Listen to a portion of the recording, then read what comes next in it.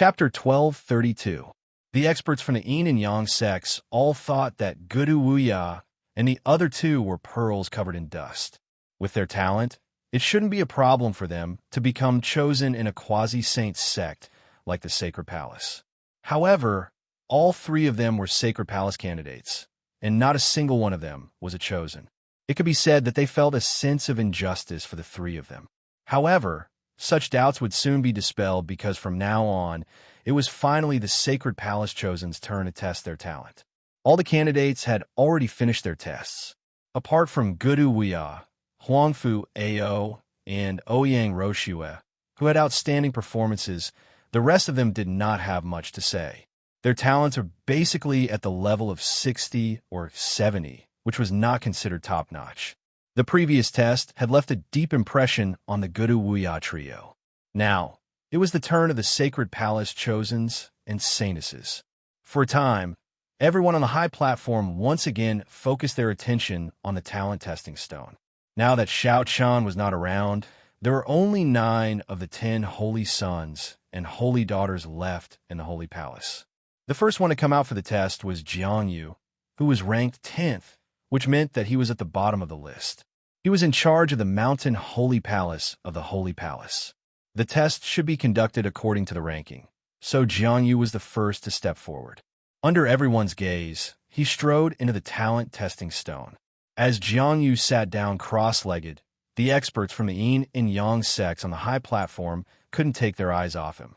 They all wanted to see how capable this Sacred Palace chosen was to be able to prevent Guru Wuya and the other two from becoming chosen. Under everyone's gaze, the talent testing stone glowed with a faint white light again. At the same time, a spirit energy vortex slowly formed above Jiang Yu's head. 1 meter, 5 meters, 10 meters, 50 meters. In an instant, Jiang Yu's spirit energy vortex broke through the 80-meter mark. It quickly surpassed Ouyang Roshue's 86 meters, then Huangfu Ao's 87 meters, and finally reached the same height as Guru Wuya's 88 meters.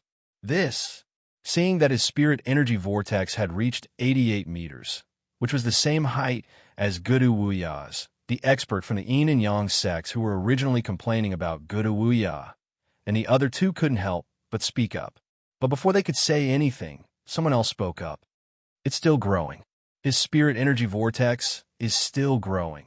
Sure enough, Jiang Yu's spirit energy vortex finally reached the 89-meter mark. An 89-meter-long spiritual chi vortex. It was even stronger than Guru Wuya's. Such a result was beyond the expectations of the experts of the Solar Sect and Heavenly Yin Sect. They hadn't expected this at all. Jiang Yu's result surprised everyone. Next up was the 9th Holy Maiden, Yin Chuan. She was in charge of the Flowing Stream Sacred Hall. Yin Chuan sat down cross-legged on the stone. Her spirit energy vortex quickly took shape, and like Jiang Yu, it stopped at the 89-meter mark. Jiang Yu and Yin Chuan's innate talent had both reached 89 meters. After them, Hu Fei and Quan Lan's innate talent had also reached 89 meters. Of the 10 holy sons and holy maidens of the Sacred Palace, apart from Xiao Chun, 4 of them had reached the 89-meter mark. The experts from the yin and yang sects couldn't believe their eyes. Fortunately, no one had managed to reach the 90-meter mark yet.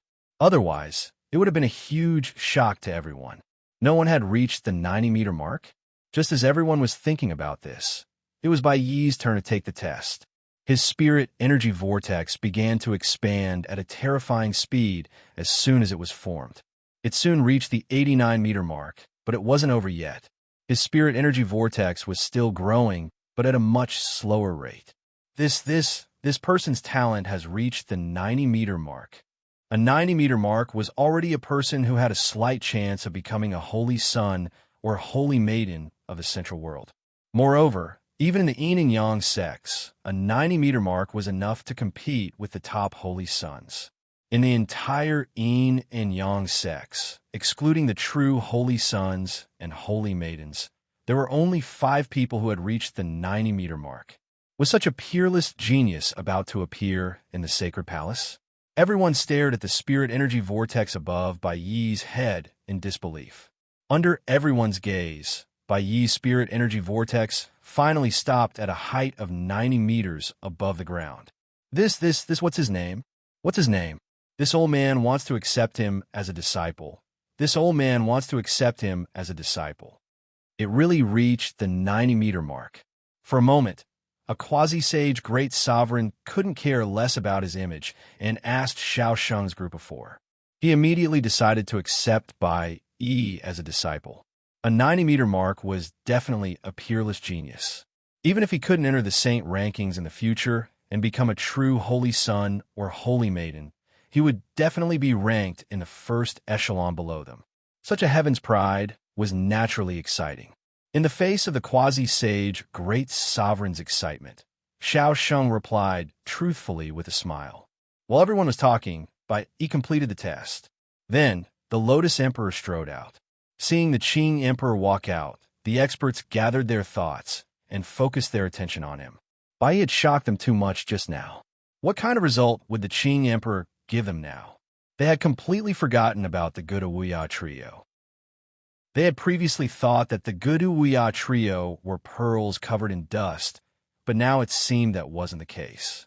The reason why the three of them weren't ranked as holy sons and holy maidens of the sacred palace was entirely because the holy sons and holy maidens of the sacred palace were indeed stronger than them. At the very least, from the beginning of Jiang Yu's test until now, none of the holy sons and holy maidens of the sacred palace were weaker than Gudu Wuya trio. After a moment of staring at the Qing Emperor, who was already sitting cross-legged, someone exclaimed, Another heaven's pride at the 90-meter mark. Emperor Qing's spiritual energy vortex broke through the 90-meter mark with an unstoppable momentum. Someone exclaimed in surprise, but before he could finish speaking, the expert stood up abruptly, as if he had seen a ghost, and cried out, What the hell is going on? It's still growing, it's still growing. The Azure Emperor's spiritual chi whirlpool reached 90 meters, but it didn't stop there. Instead, it continued to grow. Sensing this, the experts of the Taiyang sect on the high platform could no longer sit still. Their mouths were agape, and their jaws dropped to the ground. It could be said that they were dumbfounded. While they were dumbfounded, the Qing Emperor's spirit energy vortex finally stabilized at the 92-meter mark.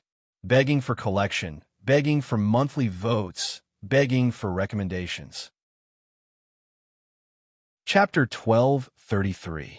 92 meters, even taller than Bai Yi. At this moment, the experts of the Heavenly Yin Solar Sect could no longer remain calm.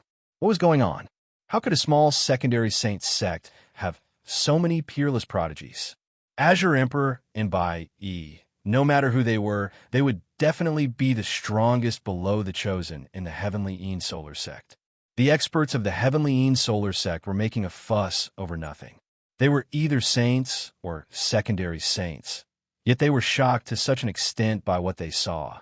In fact, they couldn't be blamed. They weren't shocked because they hadn't seen such monstrous prodigies before.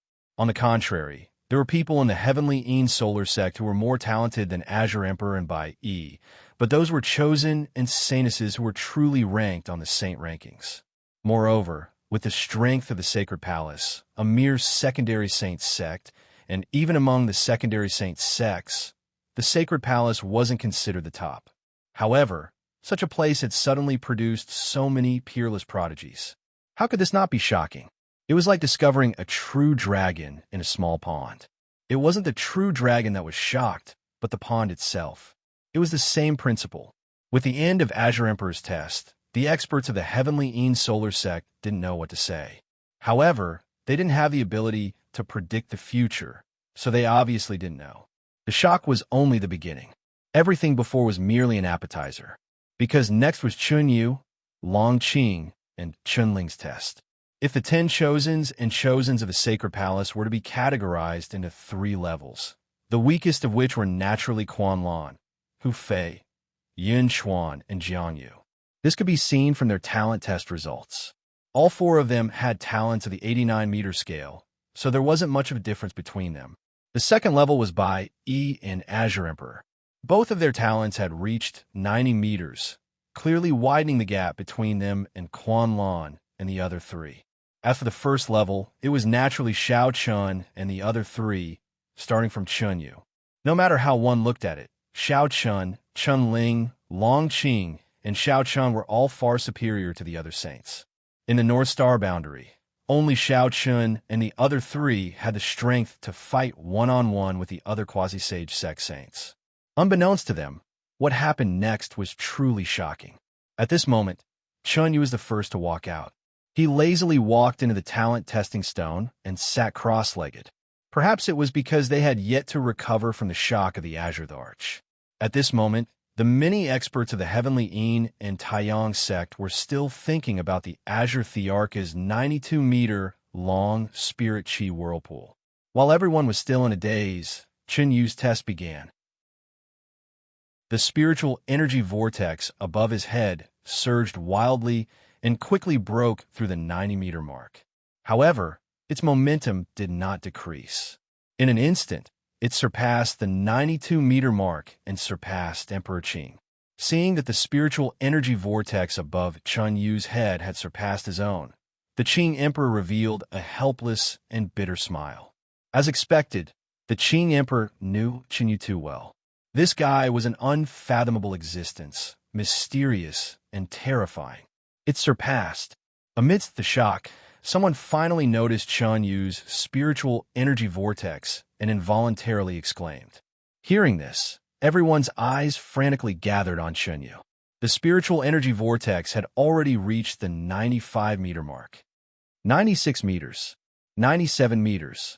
98. At the 95th meter, Chun Yu's spiritual energy vortex continued to grow. Under the watchful eyes of everyone present, it finally stopped at the 99th meter. A 98-meter spiritual energy vortex. Such talent, how to put it, was not inferior to the saints of the Heavenly Yin and Taiyang sects. This could no longer be described as shocking, but terrifying. It was simply unimaginable that such a monstrous existence existed in a small quasi-sage sect. Even Yin Yangzi, who was sitting on the main seat, had a slight change in expression. Even the great saints were shocked, but Chun Yu walked out of the talent testing stone with an indifferent expression and immediately returned to the crowd. A 98-meter spiritual energy vortex could be said to be the top talent in this world. Those who could reach this level were all existences who had left their names on the saint ranking, but today, one of them had appeared in the sacred palace. Chun Yu's result made the experts of the Heavenly Yin and Taiyang sects feel like the world was going crazy. However, as Long Qing and Chun Ling finished their tests, the experts' shock quickly turned into numbness. Why? Because Long Qing and Chun Ling's spiritual energy vortex had also reached the 98-meter mark. In other words, there were 3 people in the sacred palace who had reached the 98-meter mark. With such talent, as long as there were no accidents, they would definitely occupy a place on the saint ranking in the future. They were already numb and no longer shocked. There were just too many monstrous existences in the sacred palace. There was no need to mention Emperor Qing and Bai Yi, but Chun Ling, Long Qing, and Chun Yu's 98-meter spiritual energy vortex made the experts laugh. Amidst their numbness, the way the crowd looked at Xiao Sheng's group of 4 also changed. It was hard to imagine what kind of sect this was. A small quasi-sage sect actually had so many monstrous existences. There were 7 people whose spiritual energy vortex exceeded the 85-meter mark, 5 who reached the 90-meter mark, and 3 of them who reached the 98-meter mark. The way the crowd looked at Xiao Sheng's group of 4 had changed. They really didn't know what kind of person could nurture so many monstrous existences, each more terrifying than the last. Xiao Sheng's group of 4 was actually a little surprised by the crowd's different gazes. Although they knew that Chun Yu and the others' spiritual energy vortex weren't weak, they didn't expect it to be so ridiculous. After all, the spiritual energy vortex didn't exist in the North Star boundary, so it was impossible to directly understand a person's spiritual energy vortex. Everyone was done with the test, but the experts still hadn't recovered from their shock. It was also at this moment that a cold female voice sounded from outside the square. "Ancestor, the 3 of us also want to test our spiritual energy vortex." The sudden voice made everyone look in the direction of the voice. At a glance, the crowd saw Qin Shu, 100-Flower Fairy, and Gu Lingyao standing proudly at the edge of the square. The three of them weren't chosen of the sacred palace, so according to the rules, they naturally weren't qualified to participate in today's spiritual energy vortex. Therefore, the three of them were stopped when they entered the square. Xiao Sheng didn't make the decision after hearing Qin Shiru's words. Instead, he looked at Yin Yangzi, obviously intending to let Yin Yangzi make the decision. After all, he was the only one present, the great sage, and had the absolute right to speak. Please collect, vote, recommend. Chapter 1234. Faced with Xiao Sheng's gaze, Yin Yangzi glanced at Qin Shiru and the other two girls and asked with great interest, "Are these three little girls also chosen of the sacred palace?" "No." Xiao Chen shook his head and explained. "The three of them are the wives of the first chosen of the sacred palace, Xiao Chun. They are not saintesses or prospective saintesses of the sacred palace, so they were not included in today's test. However, although they are not saintesses or prospective saintesses of the sacred palace, their talents are not weak. At the very least, they're stronger than Guru Wuya and the other two." Because he had not accurately tested the talents of Qin Shiru and the other two girls, Xiao Sheng did not dare to speak carelessly and could only speak conservatively. However, Qin Shiru and the other two girls were definitely more talented than Guru Wuya and the other two. Yin Yangzi's curiosity grew when he heard Xiao Sheng's words, especially when he heard that the three girls were Xiao Chen's wives. Yin Yangzi asked curiously, "If his wives are so talented, does this mean that Xiao Chen's talent is even higher than Chun Ling and the other two?"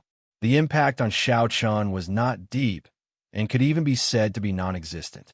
Originally, Yin Yangzi did not pay much attention to Xiao Chen. In Yin Yangzi's opinion, even if Xiao Chen was the first chosen of the sacred palace, so what? The first chosen of a quasi-saint sect was at most 90 meters tall. Such a person naturally did not know that the Taiyang sect and the Tianyin sect were doing their best to rescue him. However, at this moment, after the test, the performance of the sacred palace chosen, especially Chun Ling, Long Qing, and Chen Yu, had far exceeded Yin Yangzi's expectations. Such a strange sect had so many monstrous geniuses. How strong was Xiao Chen's talent to be able to stand at the top of these monstrous geniuses? At the very least, he should be at the same level as Chun Ling and the other two. Yin Yangzi guessed, but soon, Xiao Sheng's answer surprised Yin Yangzi. Previously, the North Star boundary didn't have a talent testing stone, so we didn't have an accurate judgment of Xiao Chen's talent. However, one thing we can guarantee is that Xiao Chen's talent is above Chun Ling and the other two. Xiao Chen's talent was even above Chun Ling and the other two. What kind of concept was this? One must know that reaching the level of 98 meters was only 2 meters away from the limit of 100 meters. And in this 2-meter distance, every meter of progress could be said to be the difference between heaven and earth. For example, the difference between 98 meters and 99 meters seemed to be only 1 meter, but in fact, there was a huge difference. This was the reason why it was lonely at the top. The higher one went, the harder it was to move forward, even if it was just a small step. If Xiao Chen's talent really was above Chun Ling and the other two, it would be too terrifying. If that was the case, Xiao Chen definitely had hopes of entering the top 3 on the saint rankings if he was carefully nurtured. 90 meters was a great threshold, which meant that one had the qualifications to enter the saint rankings. 90 meters was another great threshold, because above 98 meters meant that one had hopes of entering the top 3 on the saint rankings. Why was this so? Because for countless years, the top 3 on the saint rankings were all people with a talent of 99 meters. There had never been anyone with a talent of 98 meters who could enter the top 3 in the sacred palace. The top 3 on the saint rankings was not just a change in the rankings, but also contained a deeper meaning. Of course, this was still too far away from Xiao Chen. Xiao Sheng looked at Xiao Chen. Faced with Yin Yangzi's gaze, Xiao Sheng felt a little nervous. Fortunately, Yin Yangzi soon spoke. Since there is no talent assessment stone, how can you be so sure that Xiao Qin's talent is above Chun Ling and the other two? Yin Yangzi asked this not because he did not believe in Xiao Sheng, but because it was indeed a little exaggerated. A genius with a talent of 99 meters had not appeared in the human race for tens of thousands of years. The strongest chosen in the human race now only had a talent of 98 meters and was ranked 5th on the Saint rankings. However, being ranked 5th was nothing to be proud of. This was because from the 4th to the 20th place on the Saint rankings, almost all of them had a talent of 98 meters, and their battle strength was almost the same. Therefore, there was no substantial difference between the 5th and 20th place on the Saint rankings. This was also why the top 3 on the Saint rankings had such a status. This was because the top 3 could truly suppress all the other chosen on the Saint rankings. In response to Yin Yangzi's question, Xiao Sheng answered without hesitation. It's not difficult to see from his various performances that Xiao Chun is younger than Chun Ling and the other two. Moreover, Xiao Qin's cultivation was far inferior to Xiao Qin's in the past. However, over the years, Xiao Qin's rate of improvement is the fastest, and his battle strength is the same. Xiao Sheng's judgment was based on the fact that Xiao Qin's cultivation speed was fast and his battle strength had improved by an absurd amount. Hearing this, Yin Yangzi nodded slightly. He was getting more and more curious about Xiao Chun, but he did not show it on his face. He said faintly. Instead, he said calmly, "Let the 3 little girls in. Let's see how talented they are." Due to his curiosity about Xiao Chun, Yin Yangzi also wanted to verify Xiao Sheng's guess. Now, the best way to verify it was naturally to test the talents of Qin Shru and the other 2 girls. If Xiao Sheng's estimation of Qin Shru and the other 2 girls was correct, then his estimation of Xiao Chun should not be too far off. As Yin Yangzi finished speaking, Qin Shru and the other 2 girls strode into the square. Then, Qin Shru was the first to be tested. The test did not take long, and the results of the 3 girls' test also shocked everyone. They were 95 meters. The 3 girls' talents had all reached 95 meters, which was even higher than Emperor Qing's.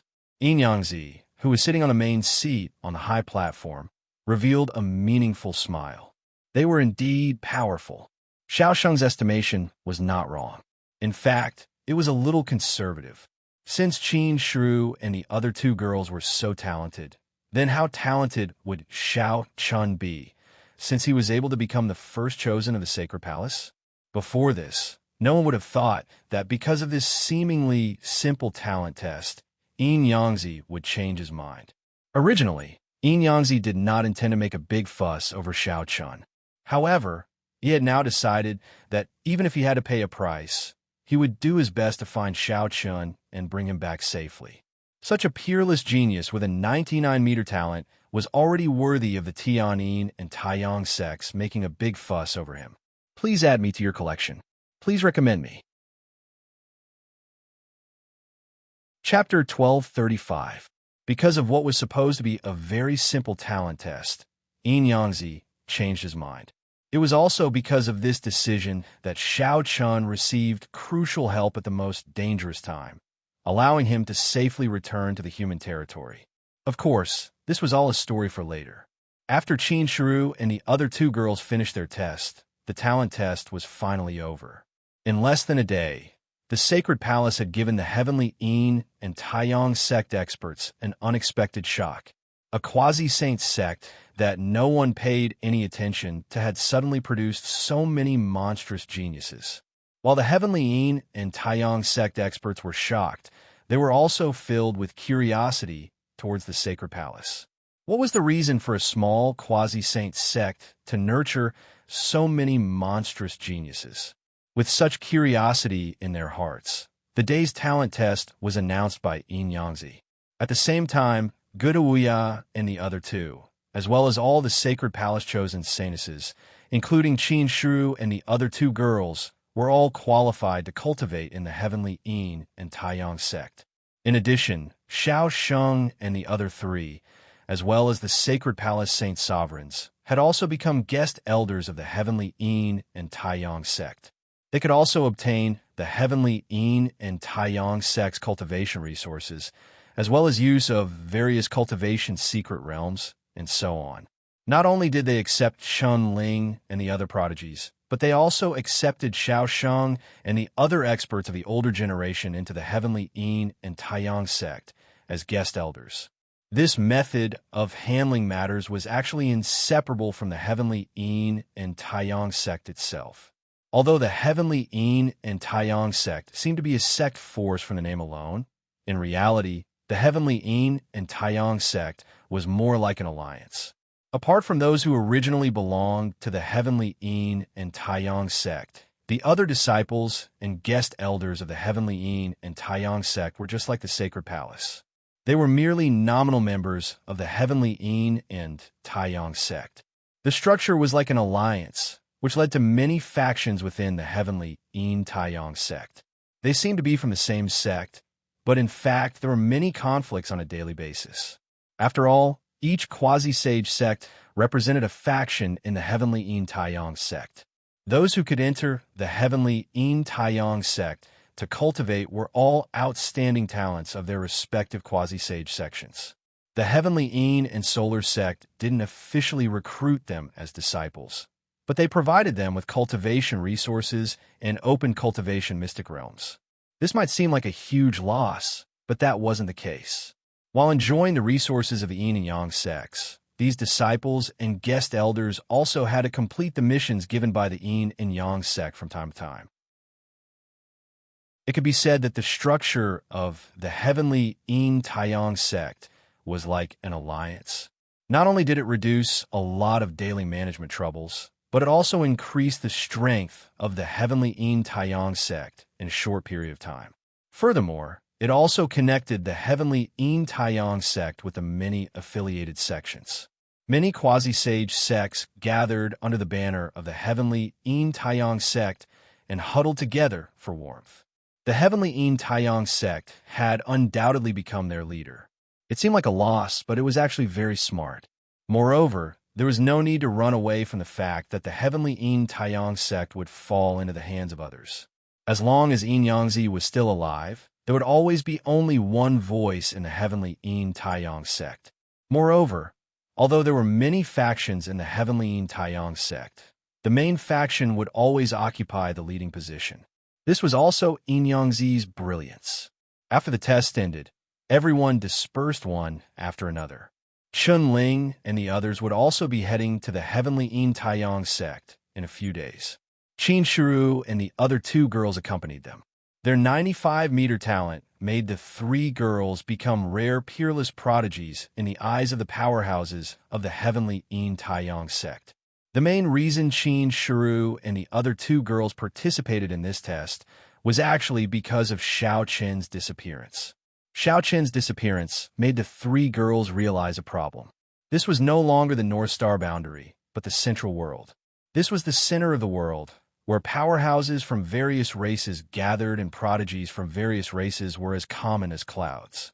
On such a big stage, Xiao Chun was no longer the number one holy son of the sacred palace that no one dared to provoke in the North Star boundary. The three girls also didn't want to need Xiao Qin's protection every time they encountered danger in the future. They also wanted to fight side by side with Xiao Chun, and strength was a must to achieve this.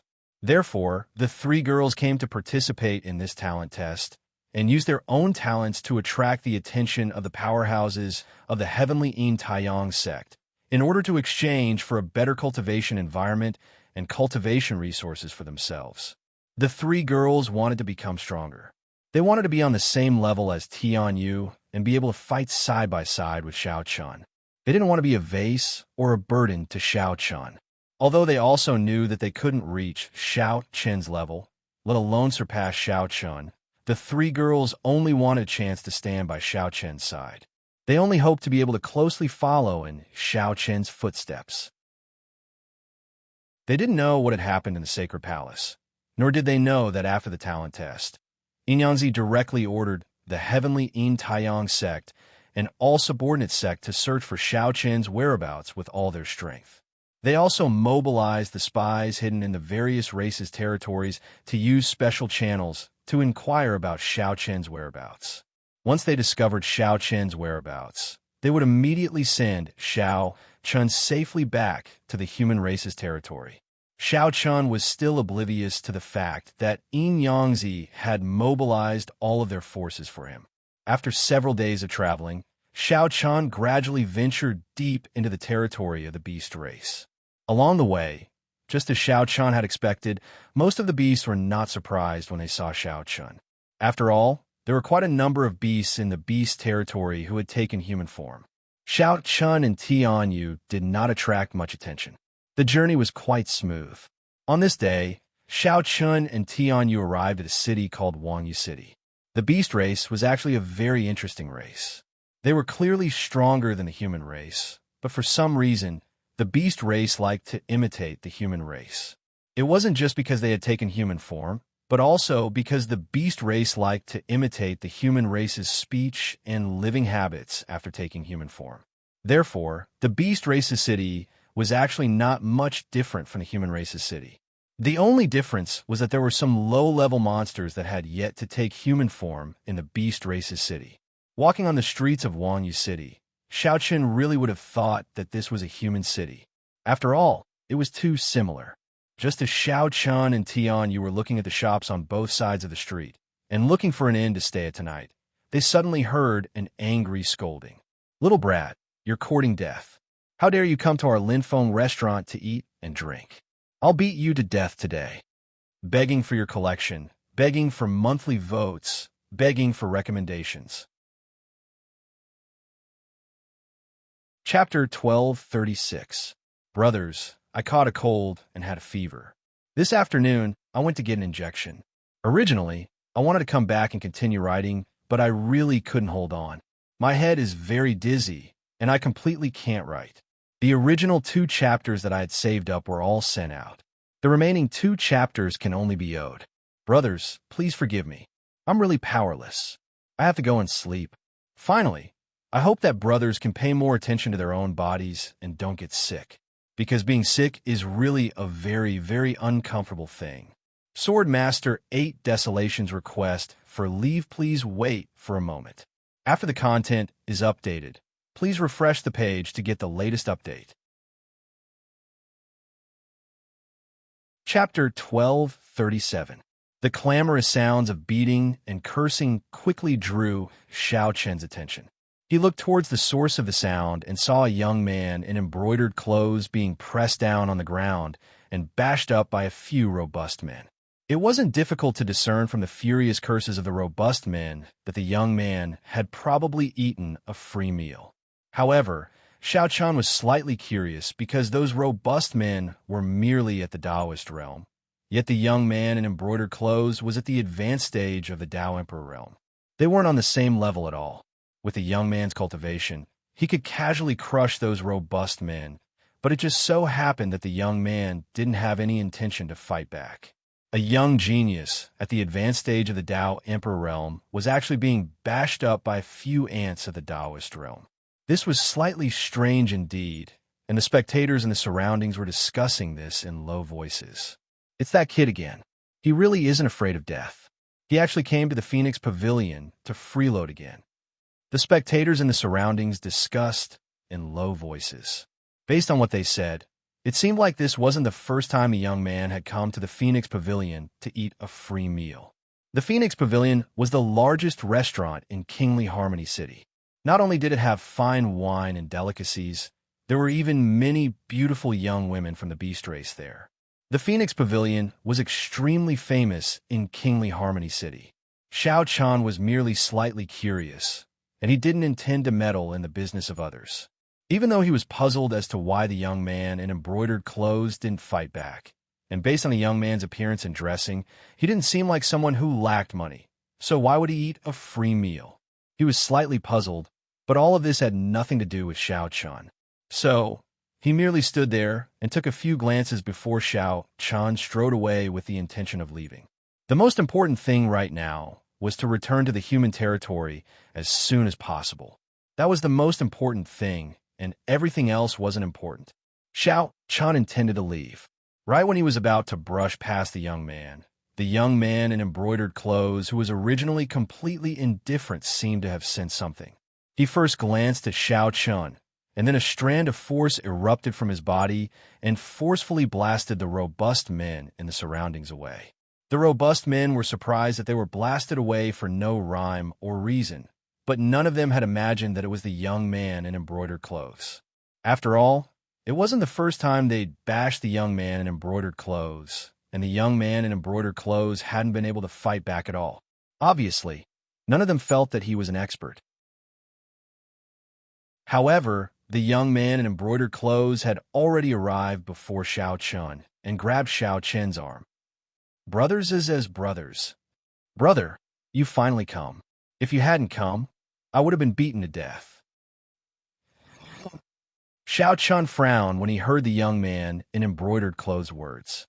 He didn't know this person, but the young man in embroidered clothes had bluntly called him brother.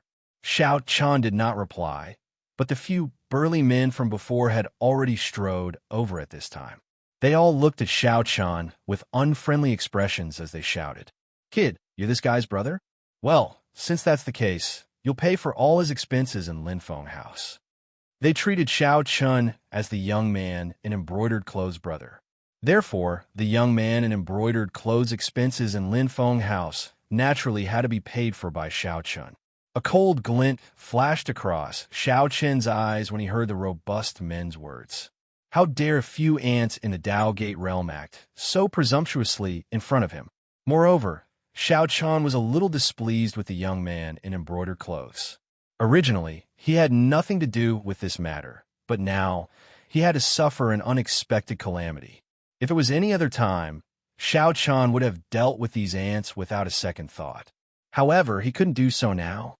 He had been expelled from the beast race's territory, and Xiao Chun didn't want to cause any trouble. Moreover, once he made a move, it was very likely that his identity would be exposed. Therefore, Xiao Chun didn't say anything in the face of the robust men's reprimand. He immediately took out 100 mid-grade spirit stones from his storage ring and casually threw them to the robust men. Is this enough? 100 mid-grade spirit stones. Seeing this, the robust men's expressions softened a little. Then, they looked at the young man in embroidered clothes and said, "Kid, consider yourself lucky today. If you dare to come to my Linfeng house to eat and drink in the future, be careful not to break your legs." With that, the robust men took the spirit stones and turned around to leave. Seeing this, Xiao Chun also prepared to leave. Although he had been cheated by the young man in embroidered clothes, Xiao Chun didn't have any intention to bicker with him.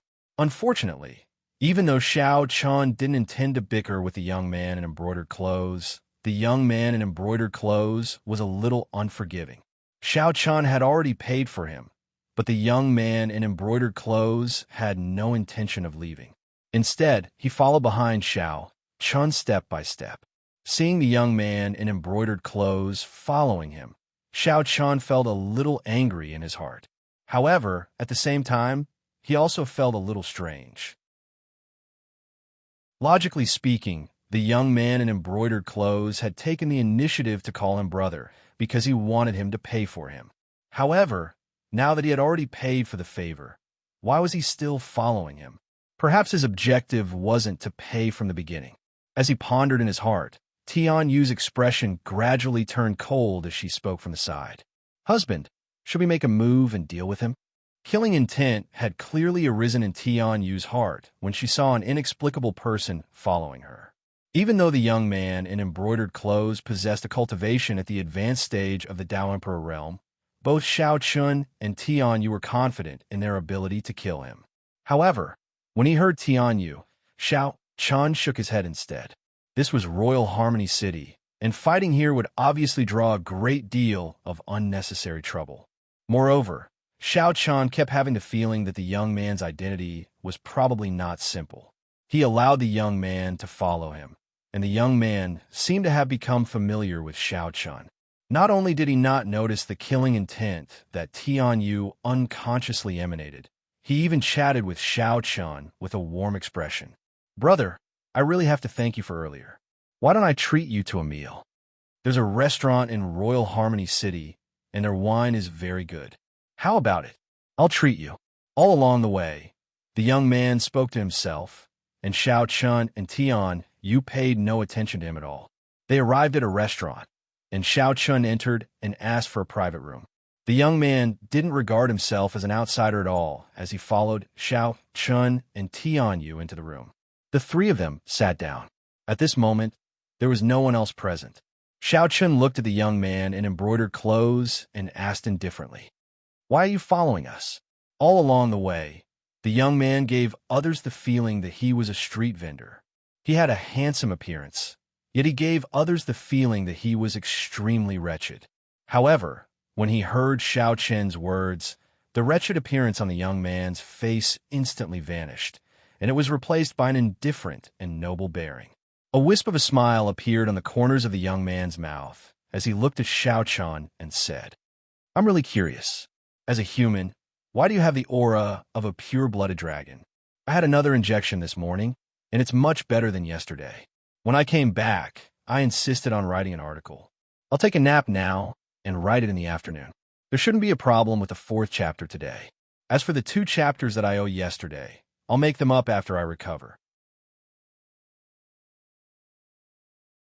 Chapter 1238. The young man gave Xiao Chun a very strange feeling. How should he put it? Firstly, the young man's appearance could absolutely be described as extremely handsome. No matter how handsome he was, the young man had always given others an extremely wretched feeling while possessing such a handsome appearance. It was like fire and water. A handsome appearance and a wretched bearing shouldn't have appeared on the same person, yet it just so happened that the young man before him had accomplished it. The young man possessed a cultivation at the advanced stage of the Tao Emperor realm, but for some unknown reason, Xiao Chun instinctively felt danger when he faced the young man. It was quite laughable when he thought about it, because he actually felt danger from a person at the advanced stage of the Tao Emperor realm. It was truly a very strange thing. Moreover, the young man seemed to have instantly become a different person. The wretched feeling he had from before had vanished without a trace, and his bearing had undergone a tremendous change as well. However, this wasn't the thing that surprised Xiao Chun the most. The thing that surprised him the most was the young man's words. "I'm truly curious. Why does a human like you possess the aura of a pure-blooded dragon?" The young man spoke. A wisp of killing intent flashed through Xiao Chen's eyes when he heard this. The young man had seen through his identity as a human. Once his identity as a human was exposed in the territory of the beast race, it would definitely be extremely troublesome. So, for a time, Xiao Chan aroused the intention to silence the young man. As if he'd sensed the killing intent in Xiao Chen's eyes, the young man didn't mind at all and grinned as he spoke. "It's best to think clearly before you act. I know both of you are very strong, but even if both of you join forces, you're probably not a match for me." He didn't change his expression at all because of Xiao Chen's killing intent. Conversely, the young man seemed as if he didn't take Xiao Chun and Tian Yu seriously at all, and he spoke frankly that even if Xiao Chun and Tian Yu joined forces, they wouldn't be a match for him. He knew that Xiao Chun and Tian Yu weren't simple, but the young man wasn't afraid at all. Moreover, based on his expression when he spoke, it didn't seem like he was bluffing at all. This was extremely strange. The young man was clearly only at the advanced stage of the Tao Emperor realm, yet he actually dared to speak such words. After all, advanced stage Tao Emperors possess cultivations that were even lower than Xiao Chen. In this way, Xiao Chen was even confident in his ability to defeat a top genius. After all, with Xiao Chen's natural talent and combat strength, he wasn't afraid of anyone at the same cultivation realm, let alone surmount a realm be defeated. Xiao Chen stared fixedly at the young man. At this point, he was roughly able to guess why the young man had approached him. The young man had probably seen through his identity since the beginning, and the young man had sensed the thin aura of a pure-blood dragon within him. If it was said why Xiao Chun possessed the aura of a pure-blood dragon, then the reason was very simple. It was naturally because he'd been with Long Qing for such a long time, so it was very normal for him to be tainted by her aura. Not to mention that Xiao Chun had even used Long Qing's blood essence to cultivate in the past. Xiao Chun gazed indifferently at the young man and said indifferently, "Since you knew my identity since the beginning, yet didn't make a move against me, and only spoke of it now, then it looks like you don't have any ill intent towards me." The young man had only spoken of Xiao Chen's identity when there was no one else in the surroundings, and he hadn't told anyone about it. So, he clearly didn't have any ill intent toward Xiao Chun. Hearing this, the young man smiled slightly and said, "I'm not interested in your identity as a human. I just want to know where the aura of a pure blood dragon on you comes from." What the young man was interested in was not Xiao Chun, but the aura of a dragon on Xiao Chen's body. Although the aura was very weak, the young man could still sense that it was extremely pure. It was definitely a pure blood dragon that was directly related to the Dragon Emperor's bloodline. The pure blood dragons of the Dragon Emperor's bloodline, to put it bluntly, were the royal members of the Dragon Clan. Every single one of them had an extremely noble status, and at the same time, the power of their bloodline was also the purest. Of course, there were very few pure blood dragons of the Dragon Emperor's bloodline. Up until now, there were only 3 people in the younger generation of the Dragon Emperor's bloodline. There were so few of them, but today the young man had sensed the aura of a dragon from the Dragon Emperor's bloodline that he had never encountered before from Xiao Chun. This naturally attracted his attention, because he himself was a dragon from the Dragon Emperor's bloodline. He had no intention of hiding it from Xiao Chun. As soon as he finished speaking, a faint pressure of a dragon immediately spread out from the young man's body. The pressure was very faint under the young man's intentional control, but it was enough for Xiao Chun to sense it clearly. Xiao Chun frowned slightly when he sensed the pressure of a dragon from the young man's body. He had guessed the young man's identity before, but when he truly sensed the familiar aura of a dragon from the young man, Xiao Chun could not help but feel a little shocked. The young man's pressure was extremely similar to Long Qing's, almost exactly the same. However, Xiao Chun, who had long been used to Long Qing's aura, could clearly sense that the power of the bloodline on the young man's body seemed to be even more terrifying than Long Qing's. This was the first time that Xiao Chun witnessed a dragon's pressure that was even more terrifying than Long Qing's. In this case, the young man had also revealed his identity. He was a pure-blooded dragon. After revealing his identity, the young man concealed his aura and gazed at Xiao Chun indifferently, waiting for Xiao Chun's answer. Xiao Chun finally understood the young man's intentions. But now, he was hesitant about telling the young man about Long Qing. After all, even though the young man was a pure-blooded dragon and could be said to be of the same bloodline as Long Qing, Xiao Chun had never come into contact with a real dragon and didn't know the situation within the dragon race. If he were to rashly tell the young man about Long Qing, would it put Long Qing in danger? Xiao Chun was in a dilemma. But shortly after, he made up his mind. Since the young man recognized his identity and was also a pure-blooded dragon, he should have a high status in the beast race. If he could, at this thought, Xiao Chun looked at the young man and said, "I do know a pure-blooded dragon, but I won't tell you anything now. If you wish to meet her, follow me to the human territory. But I don't know if you have the guts to do so." Xiao Chun admitted that he knew a pure-blooded dragon, but from start to finish, he didn't reveal a single word about Long Qing. Upon hearing Xiao Chun's words, the young man smiled faintly. "You want me to send you out of the beast race's territory, right?" His words revealed Xiao Chun's thoughts. That's right, Xiao Chun did want the young man to send him out of the beast race's territory. Since he was a pure-blooded dragon, with his identity, it shouldn't be difficult for him to help him leave the beast race's territory. As for whether he dared to meet Long Qing in the sacred palace, that wasn't for Xiao Chun to think about. Of course, Xiao Chun had no intention of harming the young man. The premise was that he didn't pose any threat to Long Qing or had any other ill intentions. Collectible monthly votes recommendations. Chapter 1239. The young man revealed Xiao Chun's thoughts with a single sentence. Xiao Chun didn't refute it. Instead, he nodded and admitted it calmly. "I want you to send us out of the beast territory. Of course, it's fine if you're unwilling. Aren't you afraid that I'll force you to stay?" The young man wasn't angry because he'd been used by Xiao Chun at all. Instead, He continued to speak with a smile on his face.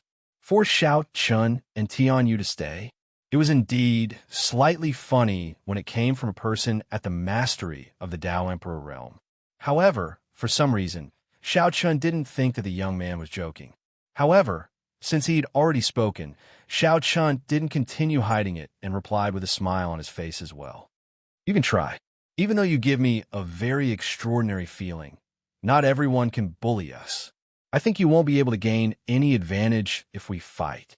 The young man was extraordinary, but Xiao Chun wouldn't belittle himself. With his and Tian Yu's strength, Xiao Chun was confident that he could fight the young man.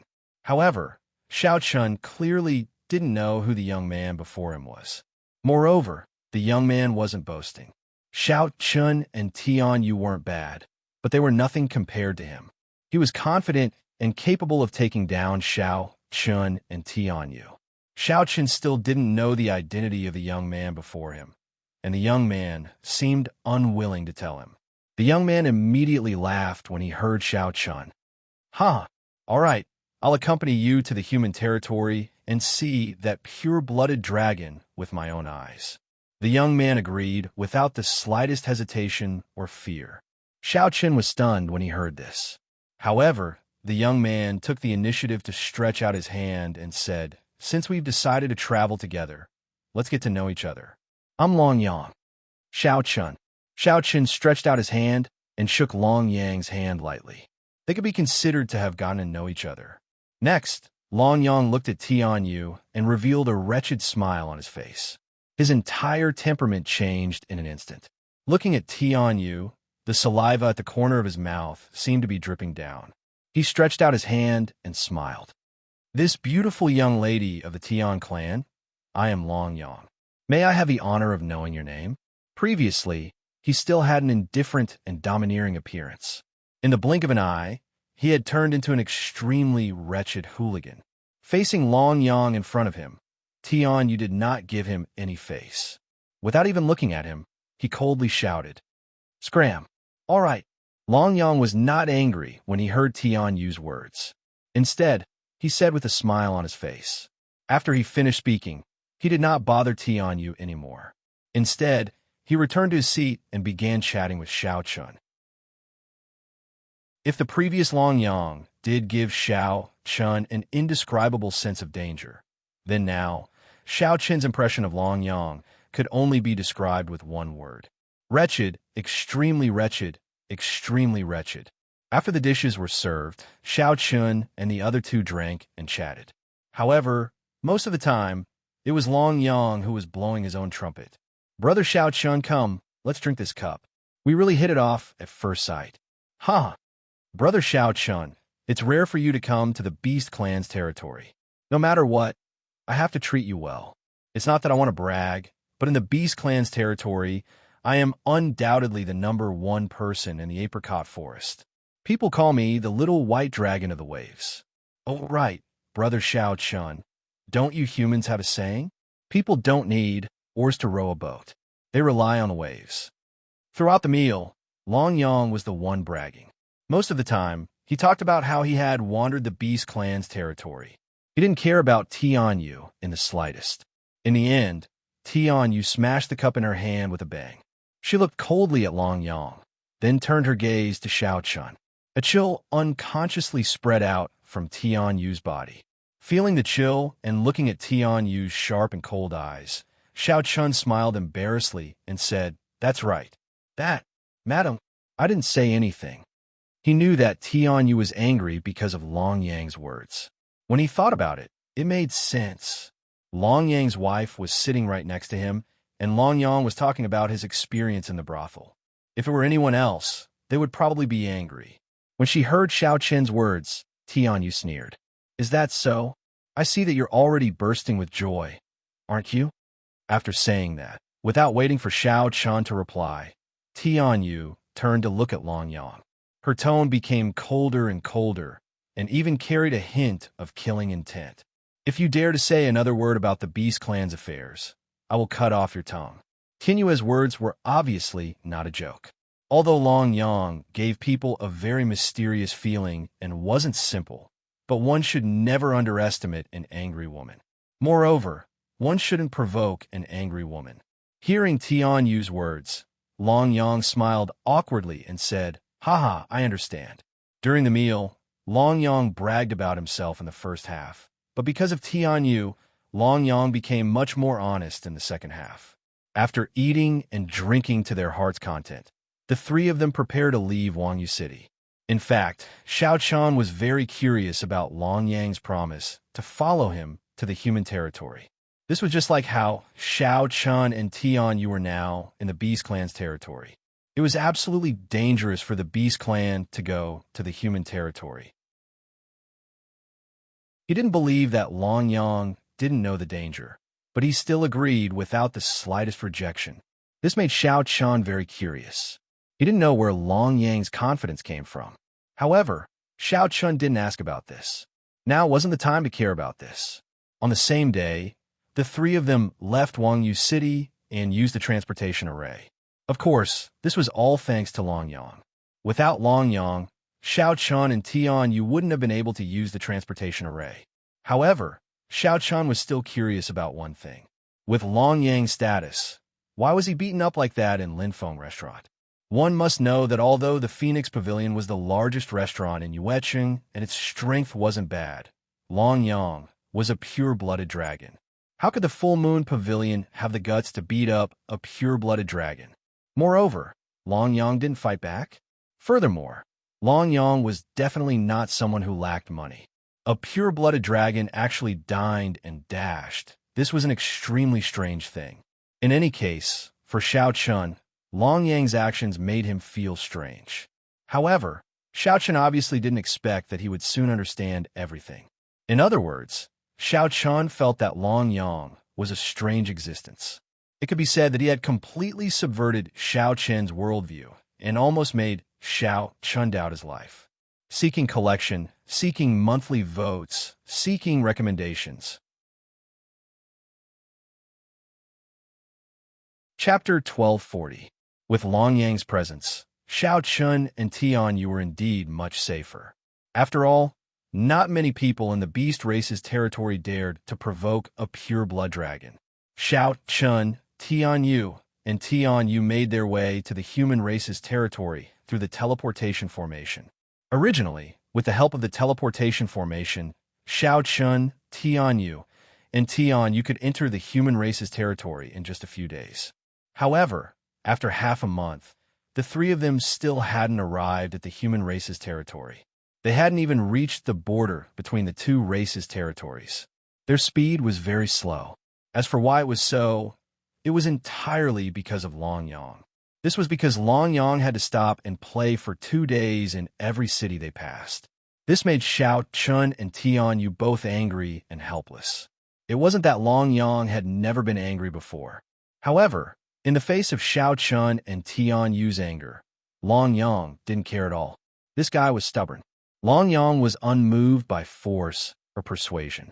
Every time Long Yang visited a city, the places he visited were, without a doubt, the brothels. Xiao Qian, on the other hand, had witnessed what it meant to be a real talent in this process. He had never seen someone who could dine and dash in such a refreshing and refined manner. Moreover, not only did Long Yang not pay for his meals, he didn't even pay for his women. He was a living rogue. Moreover, Long Yang didn't fight back when the restaurant's guards beat him up. In his words, these 2 or 3 kittens were just scratching an itch for him. Xiao Qian was completely helpless against a guy who lived off women and wasn't afraid of being beaten up. He could only say that it was the restaurant's misfortune to meet this guy. They could only admit that they were unlucky to have met this guy. After spending half a month together, Xiao Qian didn't ask Long Yang why he wanted to dine and dash. Logically speaking, with his identity as a pure-blood dragon, he shouldn't be short of money. In the face of Xiao Qian's question, Long Yang said indifferently, "It's nothing. My wife insisted that I marry someone I don't like. I ran away from the marriage, so she cut off my spiritual stones and spread the word that no one can help me." Ran away from the marriage? Upon hearing this, Xiao Qian was taken aback. Did beasts run away from marriage? But on second thought, this was normal. After all, the beast race liked to learn human culture. However, because she ran away from a marriage, all her financial resources were cut off. As for the family that Long Yang mentioned, it should be his elders. As a pure-blooded dragon, Long Yang's elders were obviously not ordinary people. In the face of a pure-blooded dragon's orders, no one in the entire beast race would dare to disobey. Furthermore, Xiao Chun did not know that the person Long Yang was running away from was a princess of the Phoenix Huang Yi clan. With the Dragon Clan and the Phoenix Huang Yi clan, no one would dare to offend them. Not to mention the beast race, even the other races would have to reconsider. As such, it was not strange that Long Yang was penniless. After all, 2 of the 3 strongest clans of the beast race had attacked Long Yang at the same time. The consequences could be imagined. However, the Dragon Clan and the Phoenix Clan probably didn't expect that Long Yang wasn't someone who was easy to deal with. So what if he didn't have money?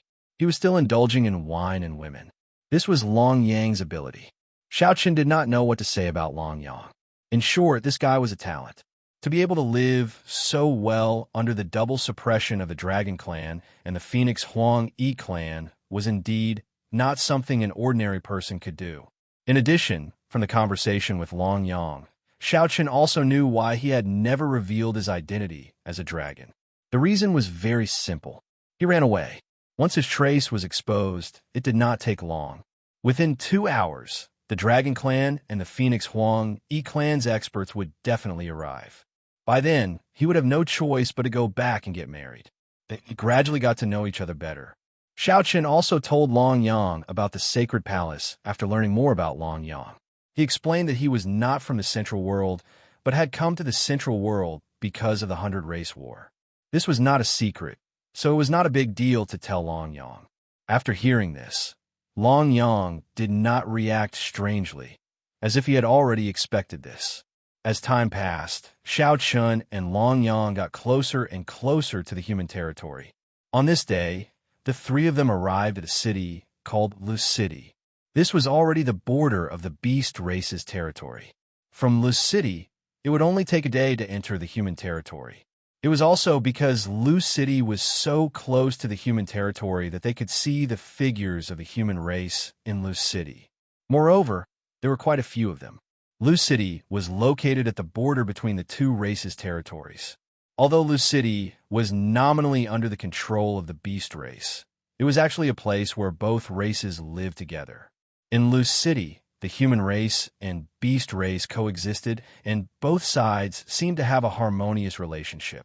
They had finally safely returned to the human territory.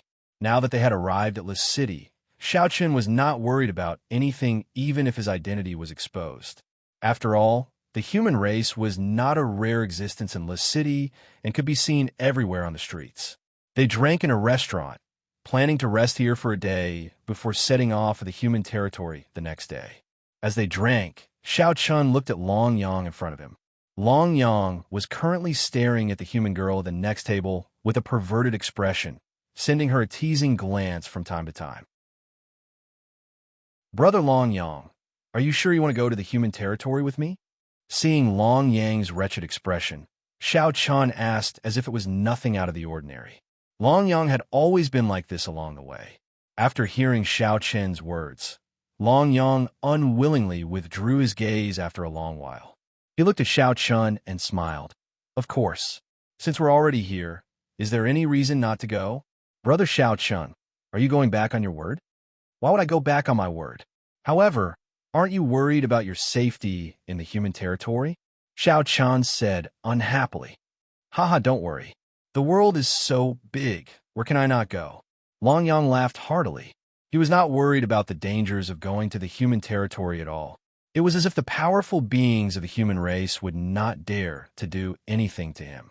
Seeing Long Yang's confident face, Xiao Chun did not say anything more. However, he thought to himself that if there were any accidents, he would help Long Yang as much as he could. At least, he would let Long Yang leave the human territory safely. Xiao Qin did not have a deep relationship with Long Yang, and both of them were reserved when they talked. However, he was a very simple person. "If you're good to me, I would naturally be good to you." Along the way, although Long Yang seemed very unreliable, He had indeed helped him a lot and brought him safely to Liz City.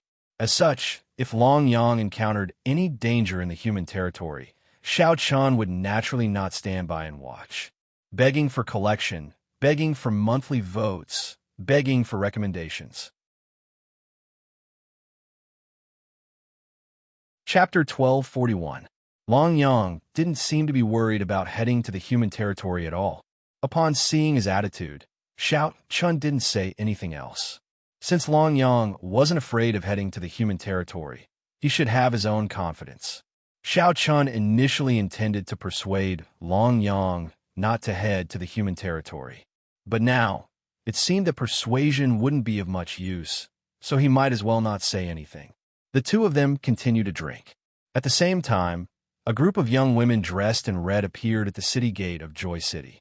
The appearance of this group of young women quickly attracted the attention of many people. Be it humans or beasts, everyone outside the city gate turned their attention to this group of young women who were strolling into the city. There were a total of 13 of them, all dressed in red, tight-fitting clothes. Every young woman could be said to be extremely beautiful, but the most eye-catching one was naturally the leader. She had a delicate face that wasn't inferior to Qin Shu, Tian Yu, and the other two young ladies. But at that moment, this young woman's face was covered in frost, and her large, lively eyes were filled with chilliness. In the face of such a devastatingly beautiful woman, it was understandable for men to crowd around her. But if one were to observe the changes in the expressions of the people around her carefully, it wasn't difficult to discover that not only were there no covetous looks in the eyes of the men, but they were also filled with fear as though they had seen a terrifying existence. Moreover, when she entered the city, the beasts in charge of guarding the city gate didn't dare to stop her at all. They didn't even question her and respectfully invited her into the city. That's right, they invited her in. When the guards faced the young woman, they were no different from slaves. Who are these women? They are all so beautiful. Most of the people revealed fearful expressions, but someone still spoke softly. But as soon as that person spoke, an elder beside him said in a deep voice, "Are you courting death? She's from the Feng Huang clan." Feng Huang clan. Hearing this, the expression of the person who spoke earlier changed, and he didn't dare to say anything else. It was precisely because many people recognized the identity of this group of girls. The red clothes they wore, as well as the small fiery red phoenix embroidery on their chests, showed that they were from the Phoenix Huang clan. In the territory of the beast race, the dragon race, the phoenix race, the Huang race, and the Qilin race were existences that absolutely could not be provoked. Just like the three masters of the human race, they were the strongest forces that stood at the peak of the central world. Moreover, nothing had happened to them for hundreds of thousands of years. The depth of their foundation was unimaginable. So they were from the Feng Huang clan. It made sense that no one dared to stop them. However, Liz City was located at the border. Why would the Feng Huang clan come here? Outsiders knew very little about the Feng Huang clan. Therefore, the shocked crowd didn't know that this group of people weren't ordinary members of the Feng Huang clan, especially the peerless beauty leading the group. Her identity was even more unexpected. The woman's name was Feng Ju. She was a true descendant of the Feng Huang clan and was known as the strongest among the younger generation of the Huang clan. She was ranked 6th on the saint rankings. Obviously, they didn't know Feng Ju's identity. If they did, it was likely that they wouldn't be able to remain calm. The arrival of such a big figure in Liu City naturally caused quite a commotion. However, Xiao Chun and the other two didn't know anything about this. At this moment, the three of them had already eaten their fill in the restaurant and were preparing to find an inn to stay in. They were only waiting for the next morning to set off for the human territory. Just as they walked out of the restaurant, Xiao Chun saw that there wasn't a single person outside the restaurant. 12 young girls in red, tight-fitting clothes had surrounded the entrance of the restaurant. At the same time, Feng Ju's face, which wasn't inferior to Tian Yu's beauty, was coldly looking at the three of them. This sudden change caused Xiao Chun to be unable to react for a moment. However, at this moment, the princess of the Feng Huang clan, Feng Ju, had already coldly opened her mouth and said, "Long Yang, let's see where you can run to today." Long Yang? The moment Feng Ju opened her mouth, Xiao Chan suspiciously looked at Long Yang, who was beside her. At the same time, Long Yang revealed a bitter smile. The trademark wretched expression on his face had also disappeared and was replaced with a helpless expression. Xiao Chan seemed to have guessed something.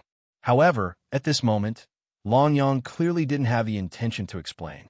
He stepped forward and smiled bitterly in front of Feng Ju. "My miss, what are you trying to do? I've already said that a forcefully picked melon won't be sweet. Why do you insist on clinging on to me and not letting go? With your qualifications in this central world, not to mention the beast race, even if it's the other races, as long as you say the word, I believe you can find any kind of husband. Why must you hang yourself on a crooked tree like me?" When Long Yang said this, Xiao Chun had already confirmed Feng Ju's identity. She should be Long Yang's fiancée, the princess of the Feng Huang clan. He already knew that Long Yang escaped from the marriage, but who would have thought that Feng Ju would chase him all the way here? Since he had already guessed Feng Ju's identity, Xiao Chun naturally wouldn't intervene in such a matter. After all, this was a matter between the two of them. Moreover, Xiao Chun didn't know Feng Ju, so it was even more impossible for him to intervene. Without any intention to step forward, Xiao Chun and Tian Yu stood in the same place. At the same time, after hearing Long Yang's words, Feng Ju's face became even colder. Her voice was like a silver bell, and, at this time, it was also full of coldness. "Long Yang, what do you mean? You and I are already engaged. Now, I am your fiancé. Today, I will only ask you one thing. Will you marry me?" "I say, miss, you also know about the engagement that day. I was completely kept in the dark. I only drank a glass of wine. Who knew that we were engaged? This can't be counted." Hearing Feng Ju's words, Long Yang cried out that he was wronged. Looking at Long Yang's expression, it seemed that he was determined not to marry Feng Ju. Seeing this, Feng Ju strangely calmed down at this time and said indifferently to Long Yang, "I will only ask you one thing. Will you marry me or not?" Hearing Feng Ju's words, Long Yang directly shook his head and said without any hesitation, "No." Long Yang straightforwardly refused. And just as Long Yang's voice fell, Feng Ju's body exploded with a towering pressure. The power of the Feng Huang clan's bloodline soared to the sky at this moment. Her eyes were slightly red, but more than that, there was anger. She said in an extremely cold voice, "Fine, Long Yang, today I will kill you first, then I will kill myself." Seeking collection, seeking monthly votes, seeking recommendation. Chapter 1242. Long Yang rejected Feng Ju without hesitation. Feng Ju didn't say a word and immediately attacked. Those who were familiar with Feng Ju would know that she was the little princess of the Huang clan. She had a fiery temper. Now, for a man, Feng Ju could be said to have searched the entire beast race territory. But in the end, she was rejected by Long Yang. Without waiting for Long Yang's reply, Feng Ju had already made his move. The terrifying coercion of the Phoenix clan, as well as the cultivation of the semi-sage realm, made Feng Ju's move not any weaker than that of a Saint Realm expert. Half-step Sage Realm. Xiao Chen murmured softly as he looked at Feng Ju. Feng Ju's age seemed to be about the same as his, but she was already a half-step Sage Realm expert. Moreover, cultivation was secondary. What was truly terrifying was the aura that Feng Ju emitted. It was obviously not an aura that an ordinary half-step Sage Realm expert could possess. Even many Sage Realm experts couldn't possess such a terrifying aura. They were all the top geniuses in this world. Therefore, as soon as Feng Ju's aura appeared, Xiao Chun felt Feng Ju's strength. It wasn't an exaggeration to say that Xiao Chun was very confident in himself, but if he were to face Feng Ju, there was absolutely no chance of winning. This was normal. One must know that Feng Ju was known as the strongest person among the younger generation of the Phoenix Huang clan. That wasn't just for show.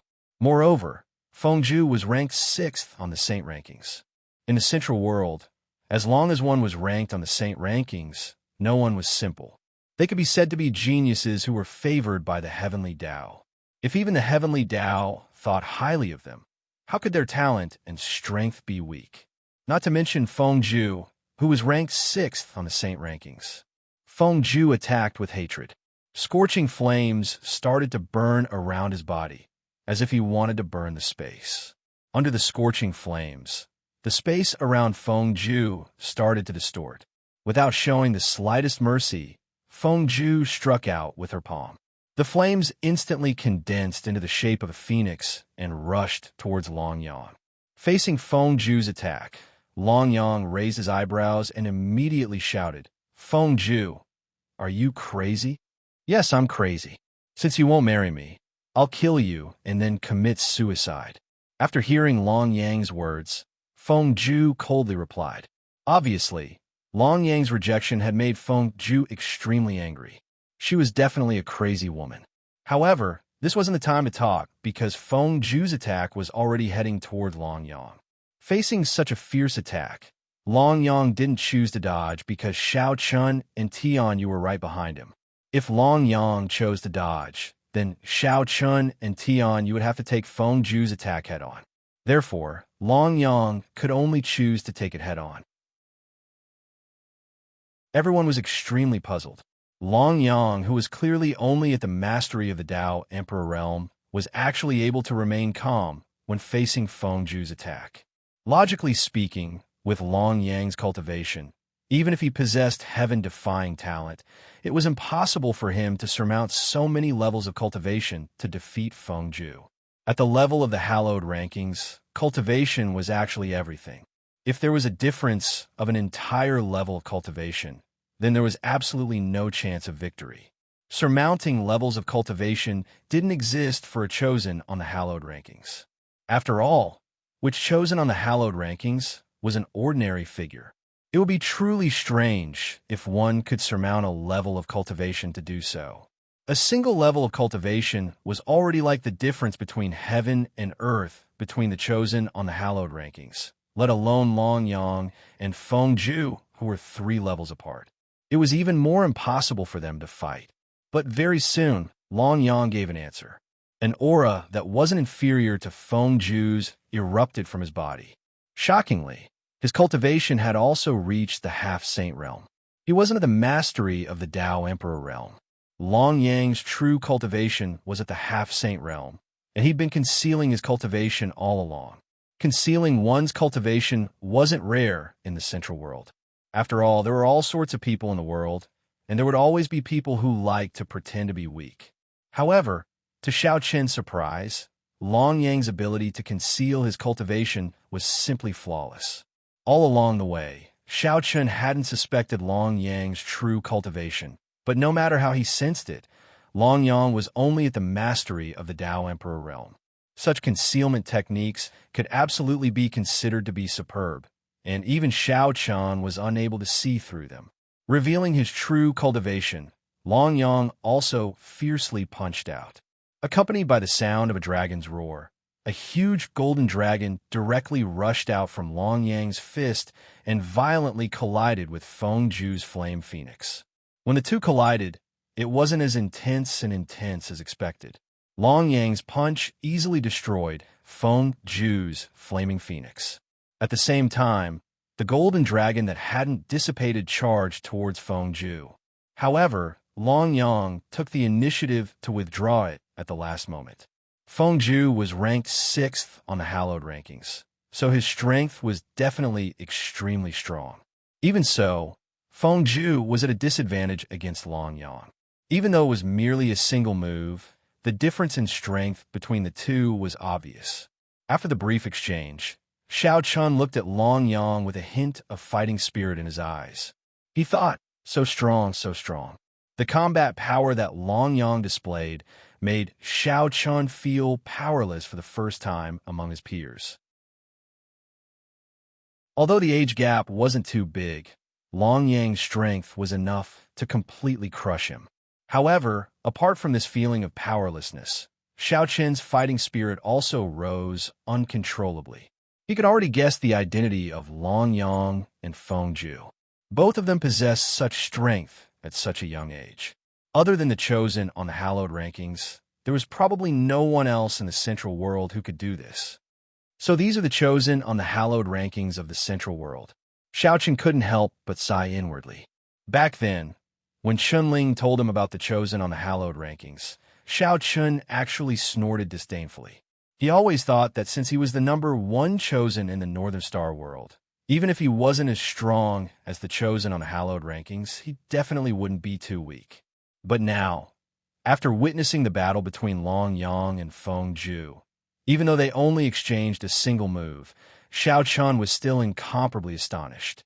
The gap between them was ridiculously huge. No wonder when they first met, Long Yang said so fearlessly that even if Xiao Chun and Tian Yu joined forces, they wouldn't be a match for him. Long Yang wasn't bragging. He really did have the strength to do so. In the central world, as long as one didn't make it onto the hallowed rankings, one wouldn't be able to be called a chosen. This was because if the heavenly Tao didn't acknowledge you, the world wouldn't acknowledge you either. The chosen on the hallowed rankings were the true chosen in this world. Begging for collection, begging for monthly votes, begging for recommendations. Chapter 1243. Xiaochen guessed that Feng Zhu and Long Yang were both holy princes. However, there was one thing that he didn't expect, and that was their rankings on the holy rankings. Feng Zhu was ranked 6th on the holy rankings, while Long Yang, who usually looked extremely wretched, was actually ranked 3rd on the holy rankings. Although there was only a difference of 3 places between 3rd and 6th, the gap between them wasn't as simple as it seemed on the surface. As mentioned before, once one was ranked in the top 3, they were on a completely different level. Who would have thought that a wretched person with no bottom line would actually be one of the top 3 on the holy rankings? Xiaochen didn't know much about the holy rankings. What he knew was all from Chunling. Therefore, Xiaochen naturally couldn't guess Long Yang's and Feng Zhu's exact rankings on the holy rankings. While Xiaochen was secretly shocked by Long Yang's and Feng Zhu's strength, Long Yang, who had defeated Feng Zhu's attack with a single blow, didn't attack again. Instead, he said helplessly, "I say, Feng Zhu, what do you mean by this? The two of us are simply, I don't want to listen, Brother Long Yang. That's not what you said when we were young. Back then, you said that you would marry me when we grew up." Long Yang wanted to persuade Feng Zhu, but before he could finish, Feng Zhu interrupted him. As he spoke, tears welled up in his eyes, and his voice became choked with sobs. In fact, Long Yang and Feng Zhu were indeed childhood sweethearts, which was also the reason why Feng Zhu was so stubborn. The Dragon Clan and the Feng Huang Yi clan had been friends for generations, and the descendants of the two clans were familiar with each other. This was the case for Long Yang and Feng Zhu. Both of them were the most talented people in their respective clans. Since young, they had displayed cultivation talent and bloodline power that others of the same generation couldn't match. It was also because they were destined to be outstanding talents from the moment they were born that Feng Zhu and Long Yang actually had a competitive relationship from the start. Of course, most of the time, it was Feng Zhu who wanted to surpass Long Yang. After all, with Long Yang's temperament, he obviously wouldn't care about these things. Since young, Feng Zhu had regarded Long Yang as his target to surpass. Unfortunately, even though Feng Zhu's talent was heaven-defying, he was still lacking a little bit compared to Long Yang.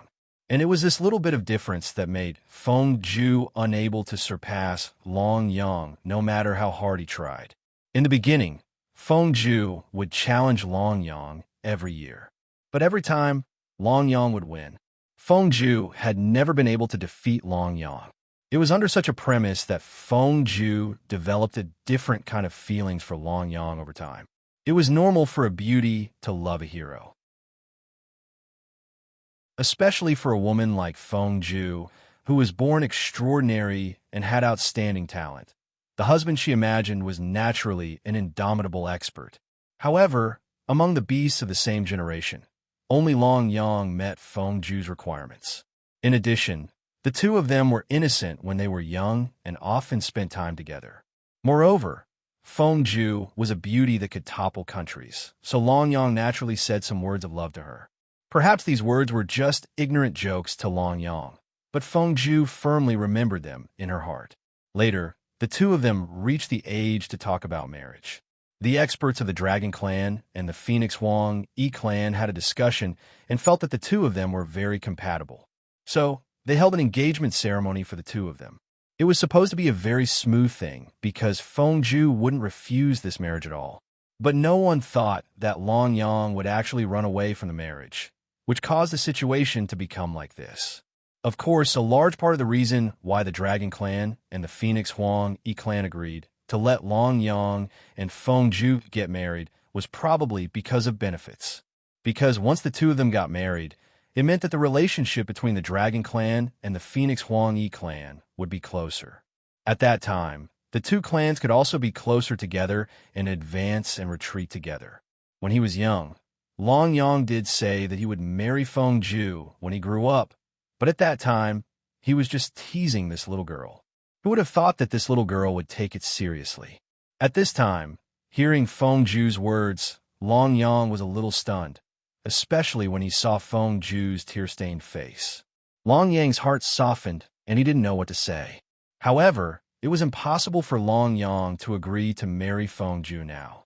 It wasn't because Long Yang hated Feng Ju, but because Long Yang really didn't plan to get married. In Long Yang's heart, his feelings for Feng Ju were very complicated. If it was to say that he liked her, then there was definitely a little, but obviously it wasn't to the level of a lifetime. In addition, in Long Yang's opinion, marriage meant responsibility. A person would have more freedom, so Long Yang really didn't want to get married so early. Feng Ju changed from her previous cold anger to a tear-stained face. This made Long Yang a little overwhelmed. In the midst of helplessness, Long Yang turned his head to look at Xiao Chun. There was a touch of a demanding look in his eyes. Obviously, he wanted Xiao Chun to help him think of a way. However, in the face of Long Yang's request, Xiao Chun chuckled softly and said, "Brother Long Yang, how can you ask me about this matter? I can't help much. You're the expert in this aspect. Aren't you called the little white dragon of the waves?" Xiao Chun had roughly guessed the whole story, so he began to tease Long Yang. After all, Feng Ju was definitely not an enemy, and after a short contact, Xiao Chun was sure that Feng Ju really liked Long Yang. Originally, Long Yang wanted to ask Xiao Chun for help. However, after hearing his words, Long Yang almost vomited blood. Bad friend. This is definitely a bad friend. Long Yang was gloating. However, there was no other way. Long Yang went to Xiao Chun with a pleading face and pleaded bitterly, "Brother Xiao, I'm different. I'm just acting. I don't play with feelings. You and sister-in-law have such a good relationship. You must have a way, right?" "It's not that there is no way." Hearing this, Xiao Chun was silent for a moment, then whispered. Hearing this, Long Yang was delighted and immediately said to Xiao Chun, "That's great. Thank you very much, Brother Xiao. Sigh, don't be in such a hurry. There is a way, but there is no guarantee that it will succeed. Also, since I helped you, shouldn't Brother Long repay me a little?" Xiao Chun smiled. Sure. As long as Brother Xiao helps me settle this matter, I will agree to any conditions." Xiao Chun had a request, but Long Yang agreed to it without hesitation. He agreed very readily. Seeing this, Xiao Chun did not keep him in suspense and said softly, "Don't worry, my request is very simple. Brother Long, you just need to tell me about the Holy Ranking Board. Begging for your collection, begging for monthly votes, begging for recommendations." Chapter 1244. After personally witnessing Long Yang and Feng Ju's strength, Xiao Chun was even more curious about the saint ranking. He really wanted to know if the saints on the saint ranking were all monsters. Xiao Chun dare not say anything else, but there was one thing that Xiao Chun was sure of. When they fought just now, Long Yang and Feng Ju definitely did not use their full strength. Even so, Xiao Chun already felt a great amount of pressure. It was hard to imagine how strong Long Yang and Feng Ju would be if they went all out. Moreover, Long Yang and Feng Ju were people of the same generation. They were not much older than him. Because he had witnessed their strength, Xiao Chun was even more curious about the saint ranking. Moreover, The method that Xiao Chen mentioned was actually not much of a method. In any case, it would definitely not solve this matter. It would only slightly ease the relationship between Long Yang and Feng Ju. Xiao Chen had never thought of solving this matter perfectly because he could see that whether it was Long Yang or Feng Ju, they were both very stubborn people. Once they had decided on something, they would not change their minds. Therefore, whether it was to persuade Long Yang to marry Feng Ju or to persuade Feng Ju to give up on Long Yang, it was impossible. As such, Xiao Chen's method was just a delaying tactic. He also told Long Yang about this matter. However, Long Yang did not even think about it and nodded repeatedly in agreement. Okay. We will do as Brother Xiao says. As long as we can settle this little princess, we will do anything. Long Yang knew Feng Ju's character very well. Therefore, he did not expect Xiao Chen to persuade Feng Ju to give up in one go. After receiving Long Yang's reply, Xiao Chen nodded slightly and said, "Okay, I will give it a try." After saying that, Xiao Chen walked towards Feng Ju alone. During this time, Tian Yu was a little worried and wanted to follow beside Xiao Chen. However, she was stopped by Xiao Chen, indicating that Tian Yu was fine. Xiao Chen walked all the way until he was 5 steps away from Feng Ju. With regard to Xiao Chen, Feng Ju had clearly seen through his identity as a human. His attitude was somewhat cold as he said, "Scram." However, Xiao Chen didn't care about it at all. He simply said, "I came here because of your relationship with Brother Long Yang. But since you don't want to listen, then forget it. You two can fight among yourselves." With regards to Feng Ju, Xiao Chen didn't have the slightest intention of spoiling him. After speaking, without waiting for Feng Ju's reply, Xiao Chen directly turned around and was about to leave. However, at this time, Feng Ju's expression changed slightly, and he opened his mouth to call out to Xiao Chen. Wait a minute. Feng Ju took the initiative to call out to Xiao Chen. Hearing this, Xiao Chen turned around and smiled. What? Princess Feng Ju is willing to listen. I'm warning you. You better say something. If not, I will personally kill you today. Although he was very curious about what Xiao Chen wanted to say, Feng Ju still opened his mouth to threaten him. Originally, Feng Ju had a fiery temper. In addition, Xiao Chen was on the same side as Brother Long Yang. So, Xiao Chen understood Feng Ju's attitude towards him. Xiao Chen said with a smile, "Princess, it's not too late to listen to what I have to say. I know it's impossible to persuade you and Brother Long Yang to take a step back, and I can also see that Brother Long Yang doesn't hate Princess. It's just that Brother Long Yang hasn't considered marriage yet. Since Brother Long Yang is now so resistant to marriage, why does Princess still want to force him? If Princess can change her method, I think it's not impossible for Brother Long Yang to take the initiative to propose marriage to Huang Yi in the future." Hearing Xiao Chen's words, Feng Ju couldn't help but ask anxiously, "If you want to do this, quickly say it." Obviously, Feng Ju's interest was piqued by Xiao Chen's words. Hearing this, Xiao Chen didn't keep him in suspense and continued to speak unhurriedly. "Princess, in fact, the more you force a man, the more he will resist. In that case, why don't Princess try to make a change? Since Brother Long Yang doesn't want to get married now, Princess can stay by his side. I don't think Brother Long Yang will chase you away, right? After being together for a long time, Brother Long Yang will be used to having Princess by his side. At that time, wouldn't everything fall into place?" Hearing Xiao Chen's words, Princess Feng Ju's eyes became brighter and brighter. In the end, she couldn't help but clap her hands and cheer. "Good idea. Why didn't this princess think of it? Human, you really have a way. Good. This princess will remember this. If there's anything in the future, you can tell this princess. This princess will protect you." As she spoke, Princess Feng Ju didn't forget to pat Xiao Chen's shoulder happily. In this regard, Xiao Chen could only smile bitterly. This little princess of the Feng Huang Yi clan looked cold and unapproachable, but he didn't expect her to have a lively personality, daring to love, daring to hate, and doing things decisively. This was Xiao Chen's initial evaluation of Princess Feng Ju. Although Princess Feng Ju's personality was definitely not good, and was even a little unruly. Such a woman was indeed difficult to hate. He had successfully convinced Princess Fengjue. Not far away, Long Yang was so shocked that his jaw almost dropped when he saw Princess Fengjue, who had a cold look on her face before, patting Xiao Chun on the shoulder and saying something with a smile on her face. This Xiao Chun was godly. How long had it been? Just a few words, and Princess Fengju's tears had turned into a smile. And looking at Princess Fengju's expression, it was obvious that she admired Xiao Chun a lot. I miscalculated. Looks like Brother Xiao is the real veteran in the field of flowers. Long Yang couldn't help but sigh softly. Although Long Yang's words were soft, Tianyu, who was standing beside him, heard every single word.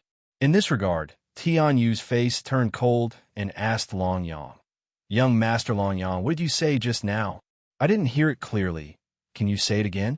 Obviously, in his excitement, Long Yang forgot that Tianyu was standing beside him. At this time, hearing Tianyu's words, Long Yang smiled embarrassedly. Hee, nothing. This young master is just saying that Brother Xiao has good methods, really good methods. Long Yang thought that Xiao Chun had settled Princess Fengju, but at this time, Xiao Chun was in a headache. That's right, Xiao Chun did persuade Princess Fengju, but Princess Fengju's next decision made Xiao Chun a little helpless for a moment. Princess Fengju said with a determined face, "Let's do it this way. From now on, I will follow Long Yang. Wherever he goes, I will follow." Xiao Chun was taken aback when he heard Princess Fengju's words. Then he said helplessly, Princess, I don't think it's the right time yet. Brother Long Yang and I are going to the human domain. Princess, why don't you wait for Brother Long Yang to come back before you? Seeking collection, seeking monthly votes, seeking recommendation.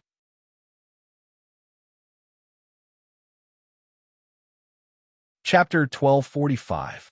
Initially, Xiao Chun wanted to persuade Princess Fengju to leave first.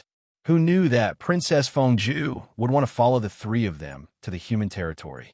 Hearing this, Xiao Chun was completely helpless. Previously, when Long Yang went to the human territory, Xiao Chun was a little worried about his safety. Now that Fengju was involved, wouldn't it be more troublesome? However, in the face of Xiao Chun's persuasion, Fengju acted like Long Yang and didn't care at all.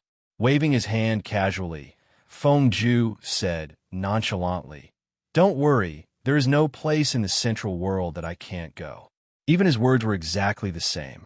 Hearing Fengju's words, Xiao Chun didn't know what to say. Moreover, from the looks of it, it would be difficult to change Fengju's mind. Hinting at Xiao Chun not to worry, Fengju turned around and shouted to the 12 girls from the Huanghe clan, "All of you could go back. You don't have to follow me." These 12 girls were also from the Huanghe clan and could be considered as Fengju's personal guards. They had always been responsible for Fengju's safety. Hearing that Fengju wanted all of them to leave, one of the girls said reluctantly, "Princess," originally, she wanted to persuade Fengju to let them follow, but before she could finish her sentence, Fengju waved his hand and said, "It's fine. You don't have to worry about my safety. Besides, it will be inconvenient for all of you to follow me to the human territory. Go back." Fengju insisted. Seeing this, the 12 girls couldn't say anything more. They immediately bowed to Fengju and left quickly. Not far away, seeing that the 12 girls left and only Fengju stayed behind, Long Yang's eyes flashed with a trace of doubt. What was the meaning of this? Everyone left, but only Fengju stayed behind? But before Long Yang could ask, Xiao Chun had already brought Fengju to him. Looking at Long Yang, Xiao Chun revealed a somewhat helpless smile. That, Brother Long Yang, Princess Fengju also intends to go to the human territory with us. What? Hearing Xiao Chun's words, Long Yang was stunned. Then, he said in disbelief. However, before Xiao Chun could reply, Fengju had already come to Long Yang's side. Without any explanation, Fengju hooked Long Yang's arm and said with a sweet smile, "Brother Long Yang, don't worry. I won't force you anymore. I will stay by your side. When you want to marry me one day, it won't be too late for us to get married." What? Hearing Feng Zhu's words, Long Yang was stunned on the spot. What was going on? Was this the result of asking Xiao Chun to persuade Feng Zhu? Although Feng Zhu was no longer forcing him, was he going to rely on him? Did he kill someone with a soft knife? From Feng Zhu's words, it was not hard to tell that from today onwards, Feng Zhu would definitely stay by Long Yang's side. Regarding this, Long Yang looked at Xiao Chun with a puzzled expression. The meaning in his eyes was very obvious. What did you say to her? Facing Long Yang's gaze, Xiao Chun spread his hands helplessly and made an I can't do anything about it expression. There was no room for Long Yang to refuse at all. Princess Feng Zhu insisted on staying. After that, the four of them found an inn in Lu City to stay. They still planned to leave for the human territory tomorrow morning. At night, the four of them casually chatted and drank in the inn. However, looking at Long Yang's appearance, he was like a little wife who had been bullied. On the other hand, Feng Zhu and Tian Yu quickly became familiar with each other after a short period of contact. Making friends between women was completely different from making friends with men. If men want to get familiar with each other, they would have to experience a lot of things in the end. However, it was different for women. Once they met, they would become friends with each other in the blink of an eye without even exchanging a few words. Looking at Tian Yu and Feng Zhu, who were whispering not far away, Xiao Chun and Long Yang sighed helplessly. They raised their cups and drank. Then, Xiao Chun asked Long Yang, "Brother Long Yang, tell me about the saint ranking." Xiao Chun was indeed very curious about the saint ranking. Hearing this, although Long Yang was depressed, he did not refuse. After all, he had nothing to do now. Long Yang poured himself and Xiao Chun a cup of wine and said slowly, "The saint ranking is actually not complicated. To put it simply, the saint ranking of the central world can be said to be a method by the will of the heavenly way to protect the younger generation." As the third holy son on the saint ranking, Long Yang's understanding of the saint ranking obviously surpassed Xiao Chun's elder brother, Chunling. With Long Yang's explanation, Xiao Chun quickly gained a more detailed understanding of the saint ranking. He already knew that the saint ranking was set up by the will of the heavenly way. Currently, there were a total of 108 people on the saint ranking.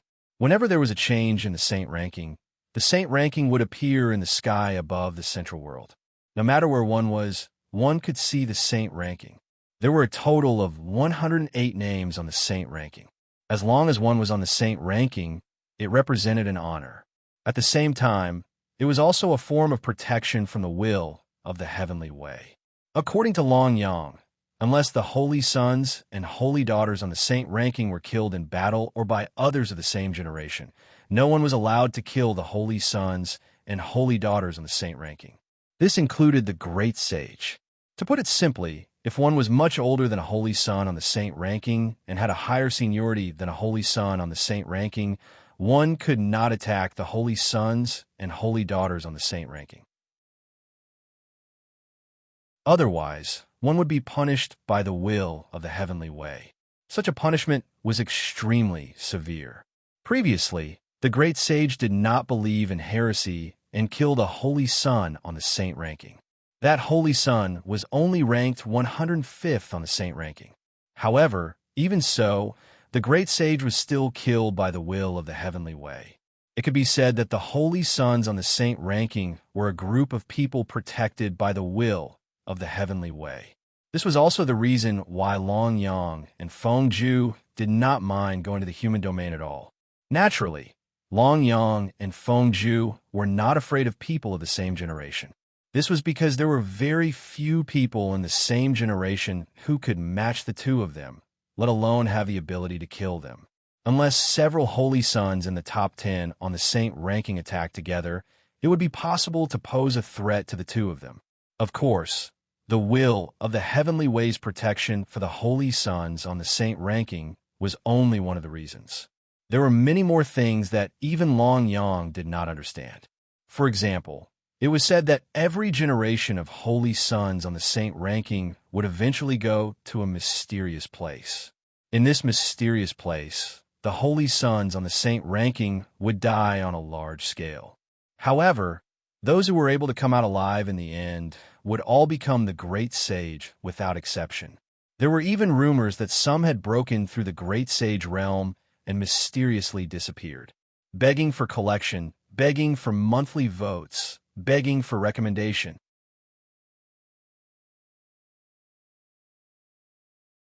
Chapter 1246. After learning more about the holy ranking from Long Yang, Xiao Chun felt a sense of yearning towards the chosen on the holy ranking. Putting everything else aside, just the fact that he was protected by the will of the heavenly Tao was already heaven-defying enough. The chosen on the holy ranking could only fight against people of the same generation. Experts of the older generation could not fight against the chosen on the holy ranking. Moreover, this was the rule of the will of the heavenly way. There was no need to think about hiding anything from the will of the heavenly way. Unlike living beings, did the will of the heavenly way have a life? It did not seem to have a physical existence. However, such a mysterious existence controlled everything in this world, or rather, it coexisted with this world. Therefore, in this world, there was no need to think about hiding anything from the will of the heavenly way. It was also because of this that no one dared to violate the rules of the holy ranking. After all, the great sage had used his life to prove this point. The will of the heavenly way and this world coexisted. Neither of them could leave the other. If the will of the heavenly way disappeared, this world would not be far from destruction. At the very least, the spiritual energy of heaven and earth would quickly dry up, and no one would be able to set foot on the martial way. After learning the answer from Long Yang, Xiao Chun was no longer worried about Long Yang and Feng Ju going to the human race's territory.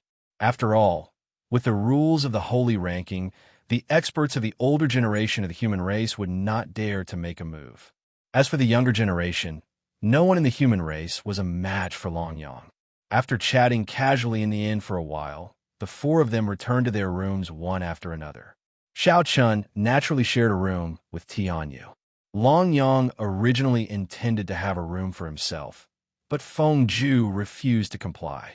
In the end, Long Yang and Feng Ju also booked a room. After Xiao Chen's persuasion, Feng Ju seemed to have thought it through. He treated Long Yang with extreme gentleness. However, Long Yang couldn't adapt to such gentleness. It was simply torture for him. However, Feng Ju's method was perfect. At least Long Yang didn't have any way to break it. He couldn't just beat Feng Ju away. They did not bother about Long Yang and Feng Ju. After a night of cultivation, the four of them woke up early the next morning. After washing up, they left Delight City and headed for the human race's territory.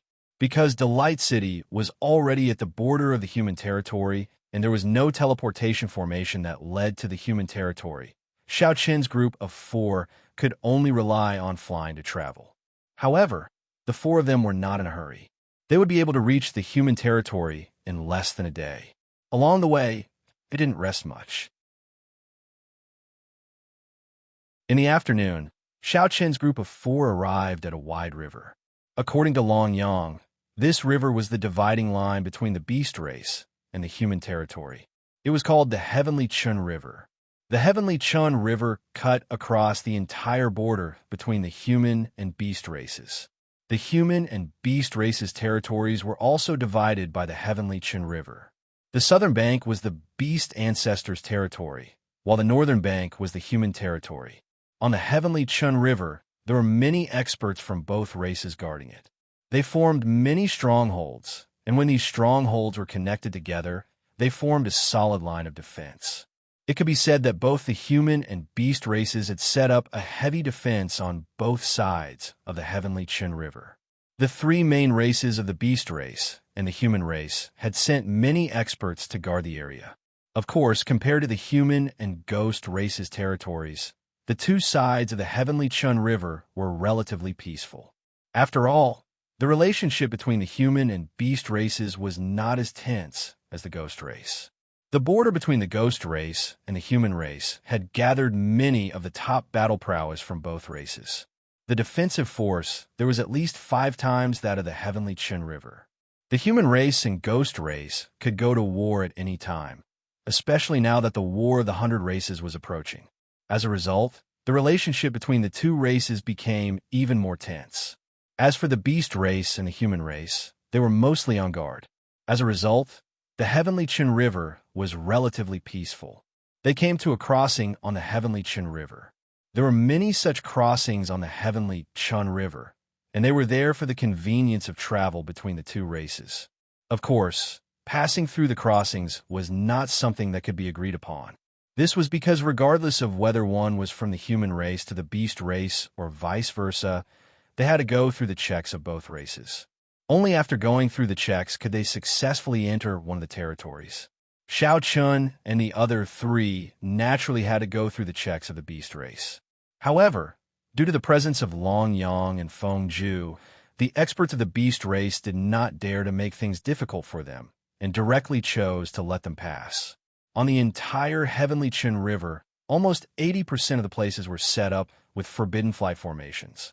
Therefore, if one wanted to rely on strength to cross the Heavenly Chin River, one would either have to find those extremely dangerous places, but the danger was too high, or have the strength of the quasi-saint realm and forcefully break through the forbidden flight formations to cross.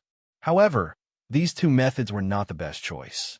The best choice was naturally to find a crossing. Every few hundred miles, there would be a ferry. However, the only problem with crossing the river through the ferry was that they would have to be interrogated by the two clans. Speaking of the Heavenly Chun River's crossings, it was actually very simple. There were no boats or bridges. To put it bluntly, it was an area between flight-prohibiting formations. Hence, it was called a crossing. As there were no flight-prohibiting formations here, cultivators could naturally fly across without any worries. However, there were strongholds of the two races on both sides of the river. One was for defense, and the other was for checking those who crossed the river. After successfully passing through the checks of the beast race, the expert of the beast race in charge of this stronghold personally escorted the group to the riverside after learning of Long Yang and Feng Zhu's identity. The expert of the beast race reminded Long Yang and Feng Zhu with a fawning smile on his face as he looked at them. Young Master Long Yang, Princess Feng Zhu, the defenses on the other side of the river have just changed 2 days ago. It is said that the person in charge of this stronghold is an elder of the Heavenly Yin Sun sect. This person doesn't seem to have a good impression of the beast race. Young Master and Princess should be more careful. The expert of the beast race took the initiative to remind them. Hearing this, Long Yang smiled slightly and said, "It's fine. Brother Xiao Chun will take care of the human race. Isn't that right, Brother Xiao Chun? It's your territory now. You have to protect us." Long Yang was clearly joking. However, hearing this, Xiao Chun still rolled his eyes and said in annoyance, "Forget it. I can't even protect myself when crossing the river. You know that I'm not from the Central World. I don't have an illustrious identity like yours. So if you want me to protect you, forget it." Begging for collection, begging for monthly votes, begging for recommendations.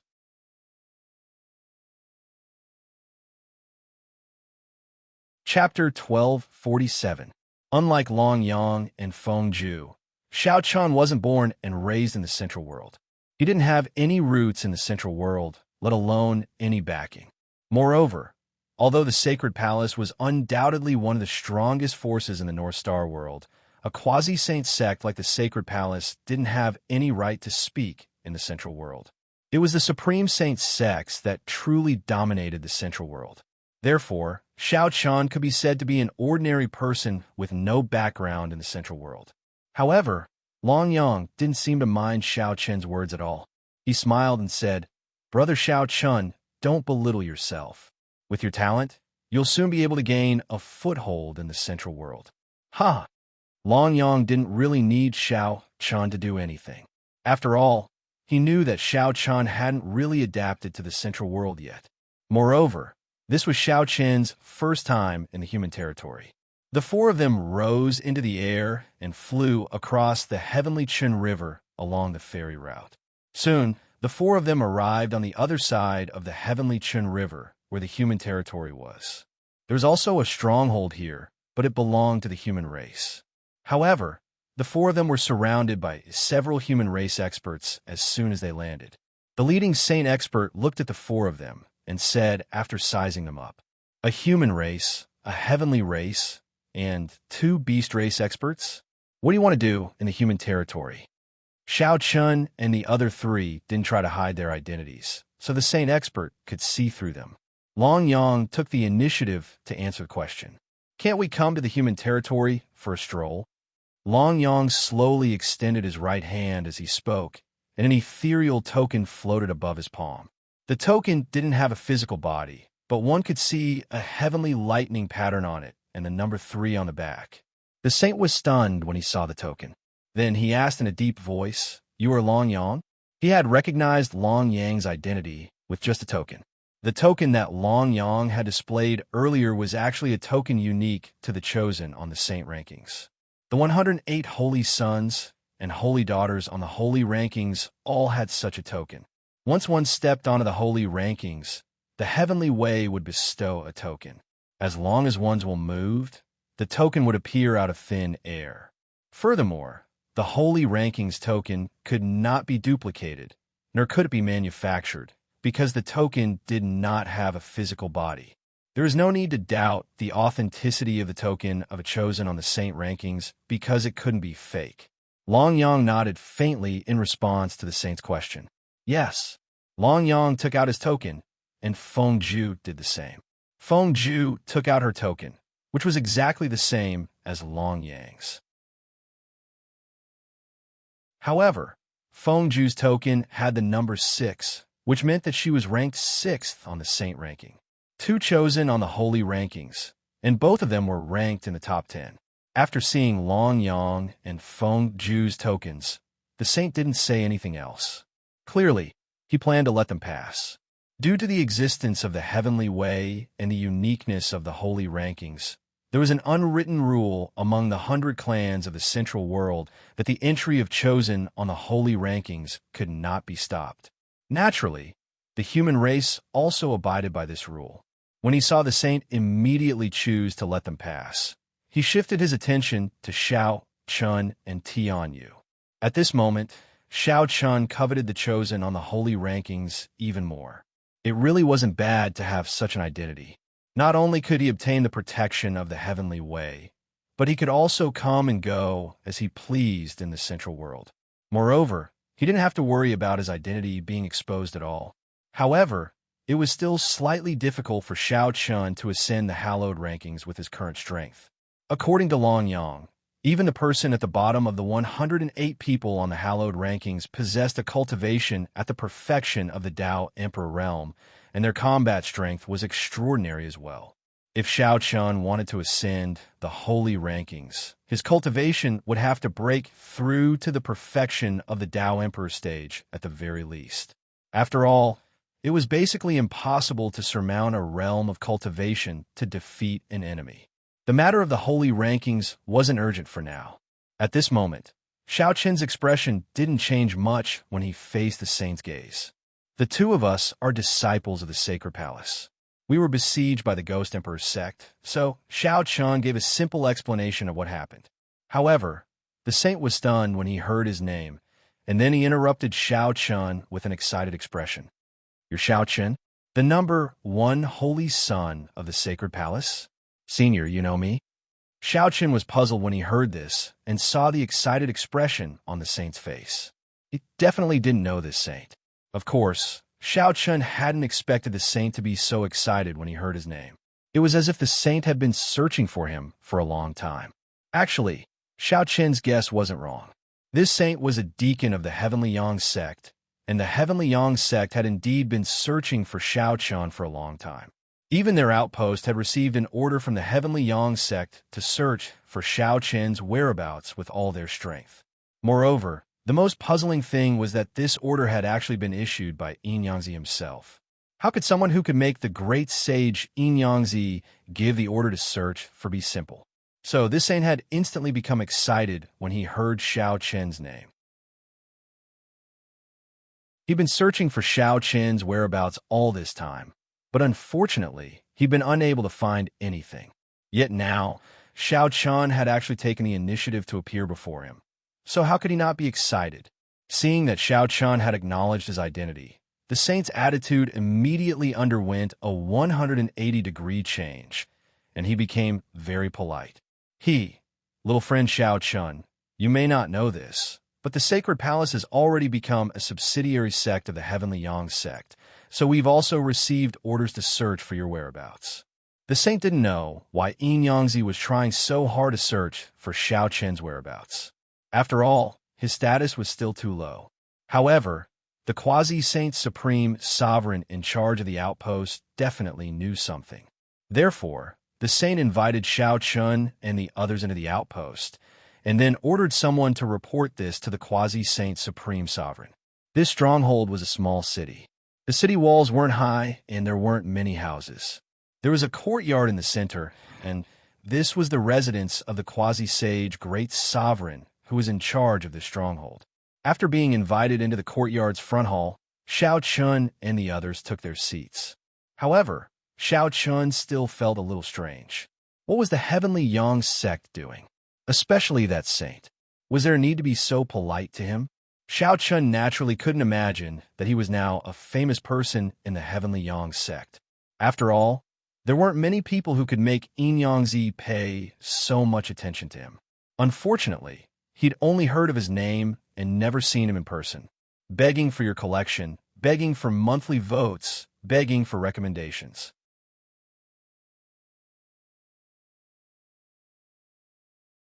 Chapter 1248. Sitting in the front hall, Xiao Chun naturally didn't know that he was already famous in the Taiyang sect. However, such a reputation had actually brought Xiao Chun some trouble. There were only two reasons for this.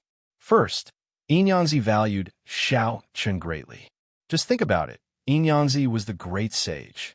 In the entire human territory, how many people of the younger generation of the human race would want to be looked at by Yin Yangzi, let alone the Taiyang sect and the Tianyin sect? However, Yin Yangzi had never paid much attention to the younger generation of the human race.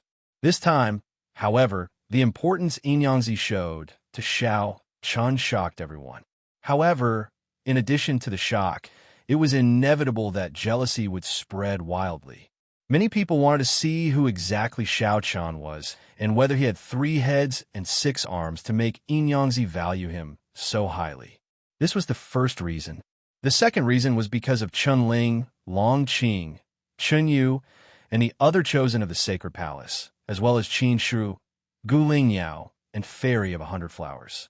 Now, everyone had entered the Taiyang sect to cultivate, including Xiao Sheng and the other patriarchs and the Sacred Palace Saint Venerables. They had all become guest elders or deacons of the Taiyang sect. As a quasi-sage sect from the North Star boundary, the Sacred Palace had no foundation in the central world, but so many geniuses had emerged. Moreover, Chun Ling and the other chosen received extremely high treatment as soon as they entered the Sacred Palace. In particular, Chun Ling, Long Qing, and Chun Yu were directly appointed as the prospective chosen of the Taiyang sect by Yin Yangzi. What would the senior disciples think?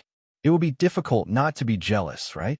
Because of the above 2 reasons, the people of the Sacred Palace didn't get along well with the other factions of the Taiyang sect. To put it bluntly, the Sacred Palace was an outsider. He didn't have any foundation. In addition, Qin Shiru and the other 2 women were also very hated in the Heavenly Yin Taiyang sect. In just a few days after entering the Heavenly Yin Taiyang sect, the 3 women had already received many pursuers from the Heavenly Yin Taiyang sect. Even a holy son of the Heavenly Yin Taiyang sect had joined in. Fortunately, Yin Yangzi had spoken first and also had the intention to take care of the Sacred Palace people, so these people restrained themselves a lot. Although they did not dare to do anything out of line on the surface, it was hard to say what would happen behind their backs. All in all, Xiao Chun was valued by Yin Yangzi. The Sacred Palace could become a subsidiary sect of the Heavenly Yin Taiyang sect, and Chun Ling, Long Qing, and the others could enter the Heavenly Yin Taiyang sect to cultivate. It could be said that the advantages outweighed the disadvantages. Moreover, such things were unavoidable. If the sacred palace wanted to gain a firm foothold in the central world, these were things they had to go through. Of course, Xiao Chun was unaware of all this. He was sitting in the front hall and drinking tea while waiting. Long Yang couldn't help but tease him. "Brother Xiao Chun, you said before that you can't even protect yourself. Why do I feel like you have a very high status in the human race?" When that saint heard your name just now, he immediately acted like he had seen his father.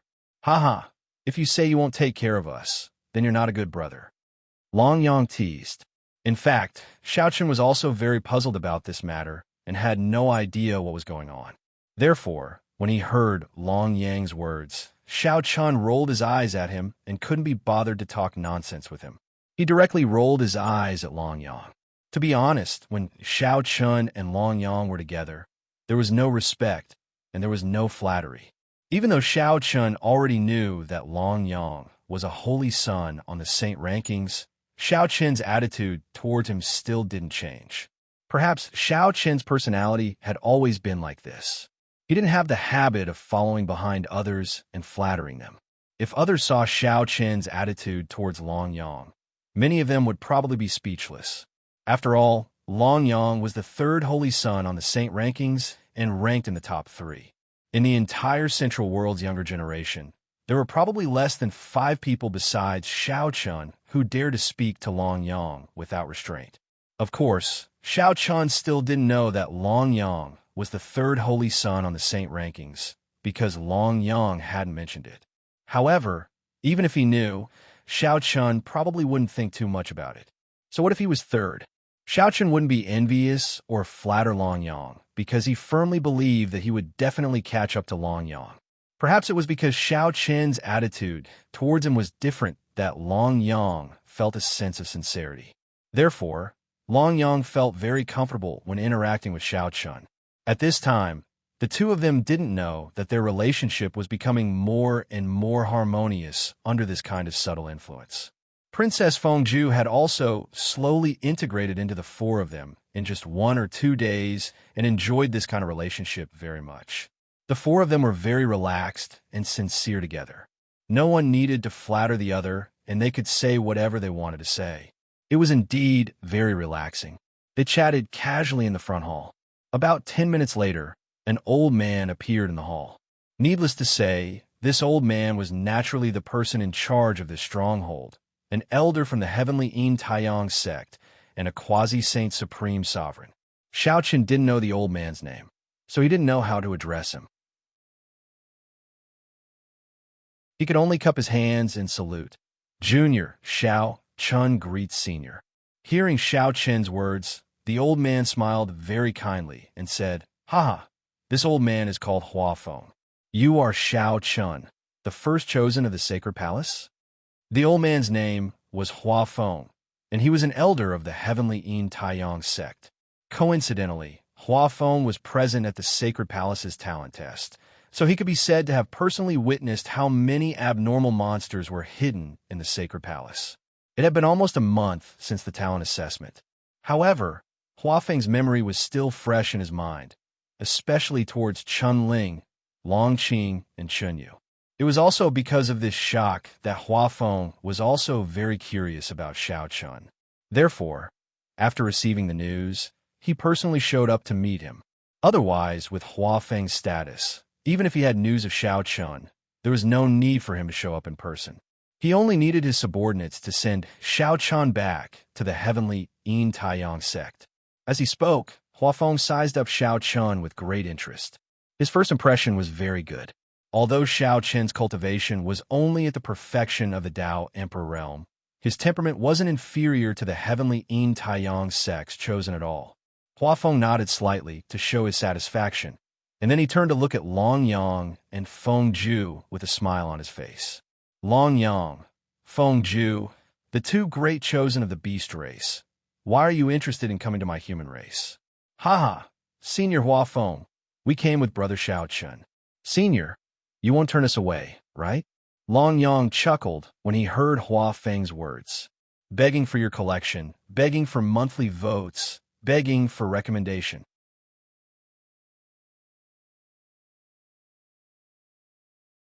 Chapter 1249. Not only was Long Yang not nervous in front of Hua Feng, he even had a cheeky smile on his face. Beside him, Feng Ju didn't even speak. Long Yang and Feng Ju weren't just chosen, and chosen ranked in the top 10 of the saint ranking. Their identities were also extraordinary. Therefore, even though Hua Feng was a quasi-saint supreme sovereign, Long Yang and Feng Ju still didn't feel nervous in front of him. Hua Feng clearly didn't care about Long Yang's attitude and smiled faintly. Of course not. Hua Feng naturally wouldn't stop the two saints from entering the human territory. After saying that, Hua Feng turned his gaze to Tian Yu and nodded with a smile as a form of greeting.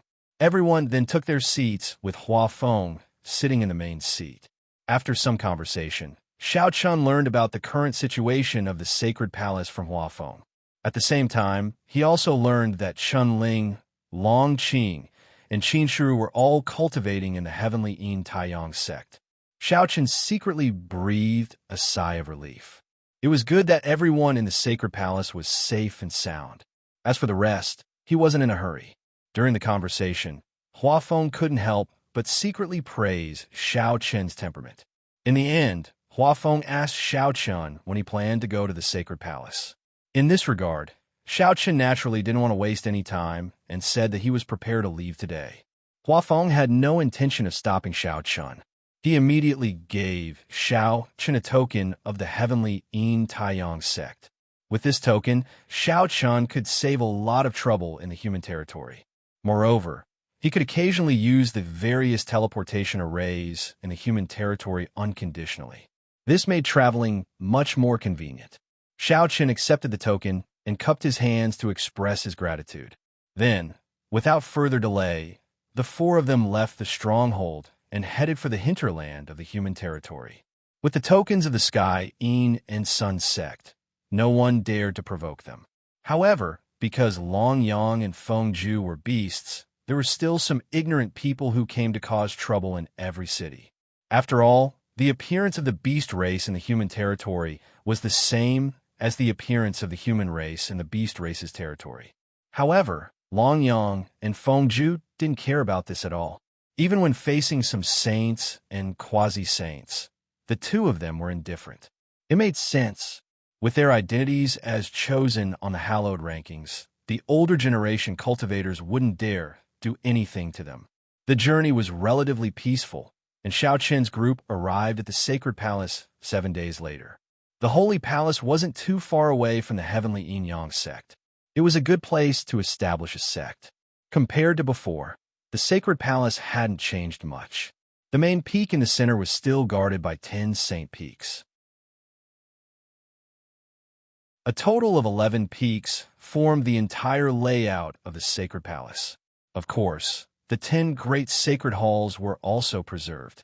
They didn't hide their whereabouts and flew towards the dustless sacred hall. However, when the four approached the dustless sacred hall, a dozen sacred palace experts suddenly appeared in front of them. The leader was a sacred venerate. He didn't see Xiao Chen's identity at first, so he shouted coldly, "Who are you?" Xiao Sheng and the others naturally couldn't let their guard down. Therefore, Xiao Chen's group was discovered as soon as they approached.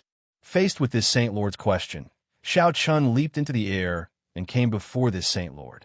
When this Saint Lord saw Xiao Chen's face clearly, he was stunned for a moment before exclaiming with a face full of joy, "Xiao Chun!" He didn't expect the person to be Xiao Chun. Everyone in the sacred palace was extremely nervous about Xiao Chen's disappearance. After all, Xiao Chun meant a lot to the sacred palace. He was the first chosen and could be said to be the idol of all sacred palace disciples. Now that Xiao Chun had returned safely, Xiao Chun smiled and cupped his hands in greeting. Then, the sacred venerate glanced at Long Yang and Feng Ju beside Xiao Chun. Xiao Chun smiled and said, "They are my friends. It was all thanks to their help that I was able to avert danger." After briefly introducing Long Yang and Feng Ju, a strange look flashed across the sacred venerate's eyes when he heard that the two were chosen on the sacred ranking. However, it only lasted for a moment. A chosen on the sacred ranking was one of the top figures of the younger generation in the Central World. This was the first time the sacred venerate had seen one, but now wasn't the time to dwell on it. He immediately smiled and said, "Chosen Xiao Chun has returned safely. I'm sure the patriarchs will be very happy if they know. However, the patriarchs aren't in the sacred palace right now. They have all gone to the heavenly Een solar sect to cultivate." While personally welcoming Xiao Chun into the sacred palace, the sacred venerate also told Xiao Chun about the situation in the sacred palace. He learned that Xiao Shang's group of 4, the chosen Guduya, Ouyang Roshue, and Qinshiru were all cultivating in the heavenly Een solar sect. Xiao Chun didn't say much after learning this. He immediately headed to the Wuchen Sacred Hall and ordered people to prepare accommodations for Long Yang and Feng Ju. Xiao Chun smiled apologetically. "Brother Long Yang, Princess Feng Ju, the two of you could take a stroll around the Wuchen Sacred Hall. I want to see my parents. I'm sure they're worried about us after not hearing from us for so long." Since he had returned safely, he naturally wanted to see his parents. Long Yang waved his hand with a smile when he heard Xiao Chen's words. "Brother Xiao Chun, go ahead. Feng Ju and I will also take a stroll around." After indicating Xiao Chun to do as he pleased, Xiao Chun called over a half-saint elder of the Wuchen Sacred Hall and asked him to take care of Long Yang and Feng Ju. As long as it was their request, the elder would try his best to satisfy it. After settling Long Yang and Feng Ju, Xiao Chun took Tian Yu to the courtyard where Bai Ruyue and Xiao Qing lived. Just as Xiao Chun thought, the two elders were indeed very worried because of his disappearance this time. It could be said that they didn't have any appetite. Under such worries, the two elders' mental state was a lot worse. But today, when they heard that Xiao Chun had returned safely, the two elders were naturally very excited. They originally wanted to see Xiao Chun in person, but Xiao Chun had already brought Tian Yu to the two elders' residence.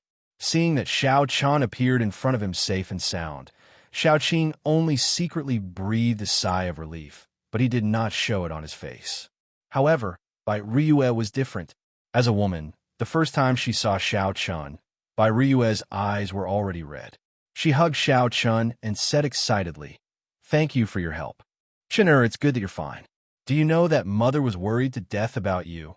Bai Ruyue's worry was naturally not fake. Hearing this, Xiao Chun also said softly, "Mother, I'm back. Don't worry, your child is fine." Begging for collection, begging for monthly votes, begging for recommendations.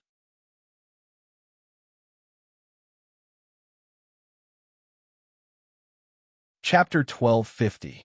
After Xiao Chun had returned safely, Bai Ruyue's heart that had been hanging in the air was finally at ease. However, the incident this time had indeed caused Bai Ruyue to feel a lingering fear. She disregarded Xiao Chen's objection and held Xiao Chen's hand as she started to repeatedly warn him. "Chen, you can't do such a dangerous thing in the future. What would your father and I do if something were to happen to you?" Even though Xiao Chun felt helpless in his heart when facing his mother's nagging, he could only nod incessantly and promise that he wouldn't do such a dangerous thing in the future. Actually, what do you think Xiao Chun could do about the incident this time? The Ghost Emperor Sex Exalt Gui Shuang was already in such a state. Could Xiao Chun, who was merely at the perfection Tao Emperor realm, go against the great sage? It could be said that the incident this time was completely unavoidable. However, Xiao Chun obviously wouldn't say this to Bai Ruyue. When he saw his mother's worried expression, Xiao Chun could only speak some words of comfort and ceaselessly console Bai Ruyue. At the same time, Tian Yu was supporting Xiao Chun from aside. Under their consolation, Bai Ruyue's mood slowly improved. After her mood improved, Bai Ruyue started to pull Tian Yu to talk about the private matters between women. On the other hand, Xiao Chun had a rare moment of peace and quiet. He and his father, Xiao Qing, sat down in the pavilion in the courtyard, and the father and son drank wine as they chatted. Actually, Xiao Qing's worry wasn't any less than Bai Ruyue's when Xiao Chun went missing and his fate was unknown. However, he was a man, so it was naturally impossible for him to express his feelings like a woman. So, even though Xiao Qing was worried in his heart and was indeed delighted when he saw Xiao Chun, Xiao Qing didn't say anything from the beginning until the end. "It's good that you're back. While the father and son were drinking wine in the pavilion, Shao Qing spoke at this moment. Bing Ning and the others have already gone to the heavenly yin-yang sect. I know. Hearing Shao Qing's words, Shao Chun replied indifferently. When he was with Shao Qing, the father and son spoke very casually and simply. Yes, but the three of them are in the yin and yang sect. Although Chun Ling and Long Qing are taking care of them, they still can't compare to you. Since you're back, when do you plan to go to the yin and yang sect? Shao Qing asked. Let's rest for a few days. I want to spend more time with you and mother, Shao Chun replied. He definitely had to go to the heavenly yin and taiyang sects, but he wasn't in a hurry. Shao Chun planned to rest in the Saint Palace for a few days. At the same time, he could spend some time with the two elders before heading to the heavenly yin and taiyang sects. Speaking of which, Shao Chun didn't know if the two elders could adapt to the central world. Moreover, he probably wouldn't have much time with them in the future, so Shao Chun wasn't in a hurry to go to the heavenly yin and taiyang sects. Hearing Shao Chun's words, Shao Qing nodded slightly. Think about it yourself. Now that you've grown up, your mother and I can no longer make decisions for you. Father also knows that you can't always be by our side, so you don't have to worry about us. With Old Hay and Old Bai here, you don't have to worry about our safety. The Old Hay and Old Bai Shao Qing spoke of were Elder Master Bai, who had been by Shao Chen's side in the Tiana continent. The two of them had now become Shao Qing and Bai Ruyue's old housekeepers and were responsible for their safety. After so many years, Elder Master Bai had also become a Saint Realm expert. Of course, it was thanks to Shao Chen's help. They had successfully stepped into the Saint Realm with Shao Chen's help, so the two elders were dead set on Shao Chun. Shao Chun was also very assured that they would protect his parents. Hearing Shao Qing's words, Shao Chun nodded slightly and said, Father is right, but don't worry. I'll pay attention to my safety in the future. I'll come back to accompany you more often when I have time. It's good that you're considerate. Shao Qing nodded with a smile in response. Shao Qing saw things far more clearly than Bai Ruyue. As Shao Qing, he knew very well that his son was a dragon among men, and as parents, he and Bai Ruyue couldn't do much. Moreover, the two of them weren't very talented, so in Shao Qing's opinion, he only had two wishes in this life. One was that his son would become a dragon, and the other was that his family could live together peacefully. After chatting with Shao Qing for more than 2 hours, Bai Ruyue personally cooked a table full of dishes, and the family sat down to eat together. It was a rare moment of peace. While Shao Chun was accompanying his parents in the heavenly Yin Taiyang sect, not far from the sacred palace, 100 Flower Fairy's residence. After successfully entering the heavenly Yin Taiyang sect, Qin Shiru and the other two girls had relied on their own talents to become core disciples of the heavenly Yin Taiyang sect. Their status wasn't inferior to Emperor Qing and the other sacred palace chosens. Core disciples could already have their own cave abodes. However, at this moment, in 100 Flower Fairy's cave abode, there was a young man in a white robe sitting in the garden, looking at 100 Flower Fairy in front of him with a gentle smile. 100 Flower, the Heavenly Yin Valley will open in half a month. This time, I've specially asked for a spot for you. Take this token, and you can directly enter the Heavenly Yin Valley. The young man's name was Bai Chiron. His name wasn't just famous in the Heavenly Yin Taiyang sect, but also in the entire human race. This was because Bai Chiron was a chosen of the Heavenly Yin Taiyang sect, chosen on the saint ranking. He was ranked 93rd on the saint ranking. 93rd might sound low at first glance, and could be considered the bottom of the saint ranking. However, one couldn't forget that the central world population was countless, and only 100 people could make it onto the saint ranking. On the saint leaderboard, even those ranked at the bottom were enough to make countless people look up to them and envy them. In the Heavenly Yin Taiyang sect, there were only 2 chosens on the saint ranking, and Bai Chiron was one of them. From this, one could see how high Bai Chiron's status was. As for the Heavenly Yin Valley, it was one of the top cultivation secret realms of the Heavenly Yin Taiyang sect. It was extremely famous in the entire human race. It was far from the sacred palaces, Celestial Demon Mountain, or the Ghost Realm. Countless disciples of the heavenly Yin Taiyang sect were shocked by the opening of the heavenly Yin Valley. They would do anything to obtain a spot, but Bai Qiran was giving a spot to 100 Flower Fairy for free. However, 100 Flower Fairy's expression was indifferent in the face of Bai Qiran's goodwill. Her voice was cold as she said, "Senior brother Bai is too polite. I don't dare accept such a generous gift. Please take it back." His expression was still calm, but it gave people a feeling of being 1,000 miles away. Begging for your collection, begging for monthly votes, begging for recommendations.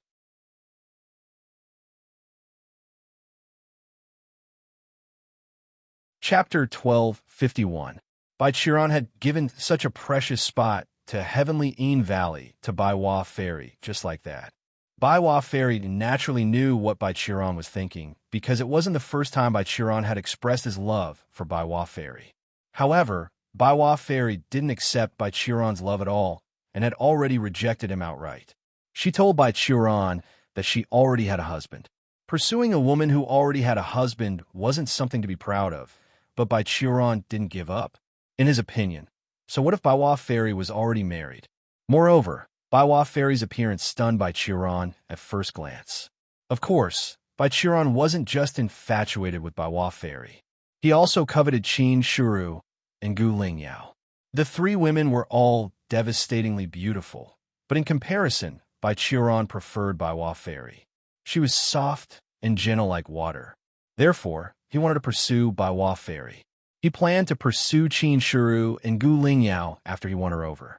He didn't care about anything else at all. At the same time, Bai Qiran also knew that Qin Shuru, Bai Hua Fairy, and Gu Lingyao all had the same husband. He was the so-called first chosen of the sacred palace, Shao Chun. He was currently missing, and no one knew if he was alive or dead. Bai Qiran had already investigated everything in secret.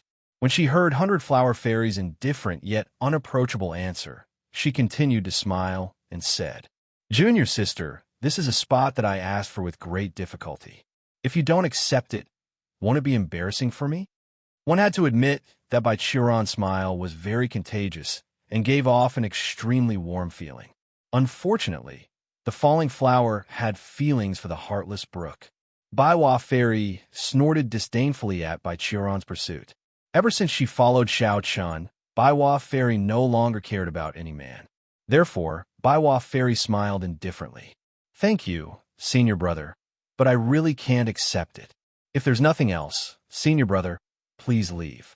I'm going to start cultivating." Bai Qiran refused again and directly asked her to leave.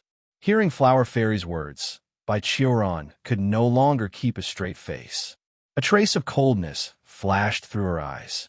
At the same time, Green Bamboo and Siju, who were in charge of serving Flower Fairy, stepped forward and spoke politely to Bai Qiran. "Senior brother Bai, please." The three women entered the heavenly Yin Taiyang sect to cultivate. Qing Yao, Qing Luo, Fei Mei, and Lan, Lu Zhu, and Siju naturally followed them. They were responsible for taking care of the three women. Among them, Lu Zhu and Siju were responsible for taking care of 100 Flower Fairy. Flower Fairy naturally trusted Green Bamboo, and Siju completely. She didn't care what Bai Qiran thought. When Green Bamboo and Siju came forward, Flower Fairy was already preparing to leave. However, before 100 Flower Fairy could get very far, Bai Qiran spoke up from behind her. "Junior sister, we don't even know if your husband, Shao Chun, is dead or alive.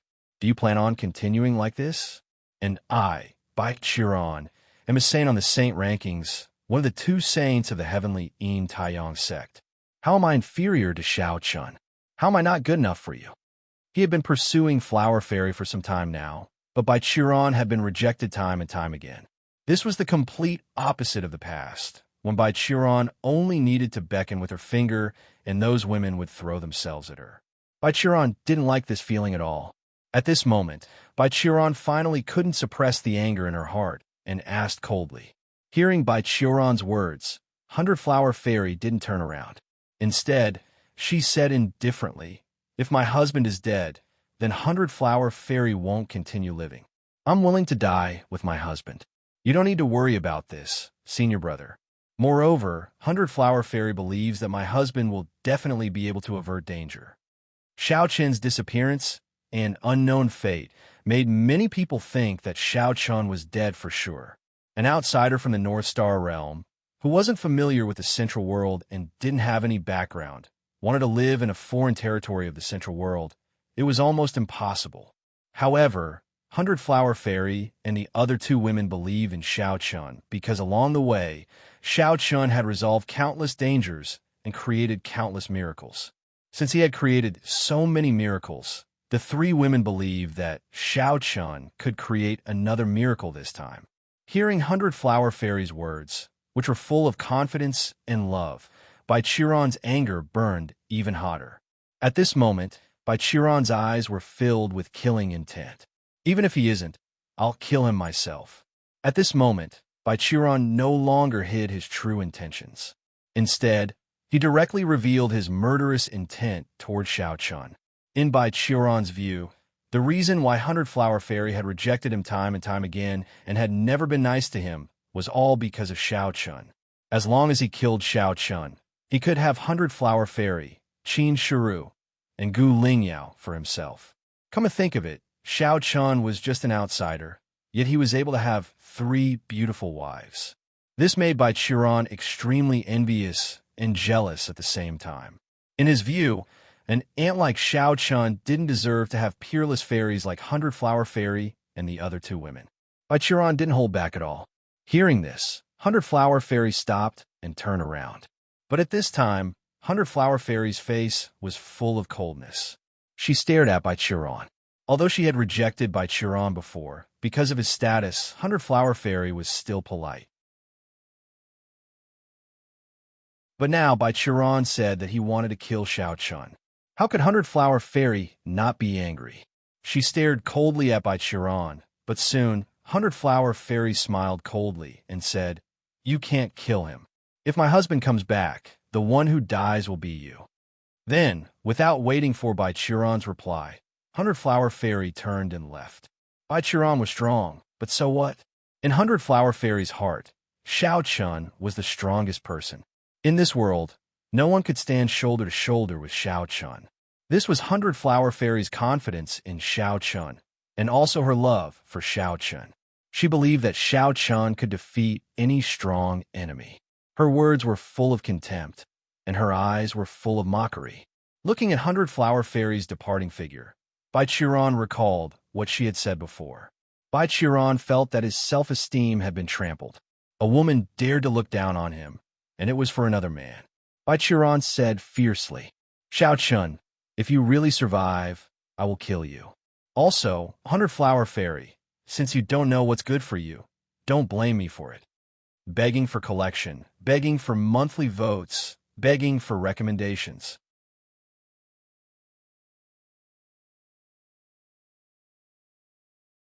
Chapter 12:52. Bai Qiran was infuriated by 100-Flower Fairy's disdain. Bai Qiran said coldly as she watched 100-Flower Fairy's departing figure. Bai Qiran was about to leave when she inadvertently glanced at Green Bamboo and Siju, who were also standing beside her with cold expressions. This was not the first time he had seen Green Bamboo and Siju. He had to admit that even though they were just maids, they were equally beautiful. However, because they had always been by 100-Flower Fairy's side, the two of them naturally had a feeling that they were just leaves. At this moment, the furious Bai Qiran suddenly caught sight of Green Bamboo and Siju. Bai Qiran was slightly taken aback by the beauty of the two women, and then an extremely evil thought quietly rose in her mind. She quietly left 100-Flower Fairy's cave dwelling, then returned to her own cave dwelling. At the same time, she anxiously called over 4 of her trusted disciples. They were all prospective holy sons of the Heavenly Yin and Taiyang sect. As a supreme saint sect, the Heavenly Yin and Taiyang sect only had 2 holy sons, but they had many prospective holy sons. There were already several hundred of them. Of course, several hundred was only a drop in the ocean compared to the nearly 1 million disciples of the Heavenly Yin and Taiyang sect. Moreover, the reason why there was such a huge difference in the number of holy sons and prospective holy sons was because of the saint ranking. This was because no sect in the central world had the right to confer the title of Holy Son. Moreover, even if you conferred the title, they wouldn't acknowledge it. Only those who could enter the saint ranking and obtain the recognition of the will of the heavenly way could become a publicly recognized Holy Son or Holy Daughter in the central world. Therefore, the number of Holy Sons and prospective Holy Sons in the Heavenly Yin and Taiyang sect was completely disproportionate.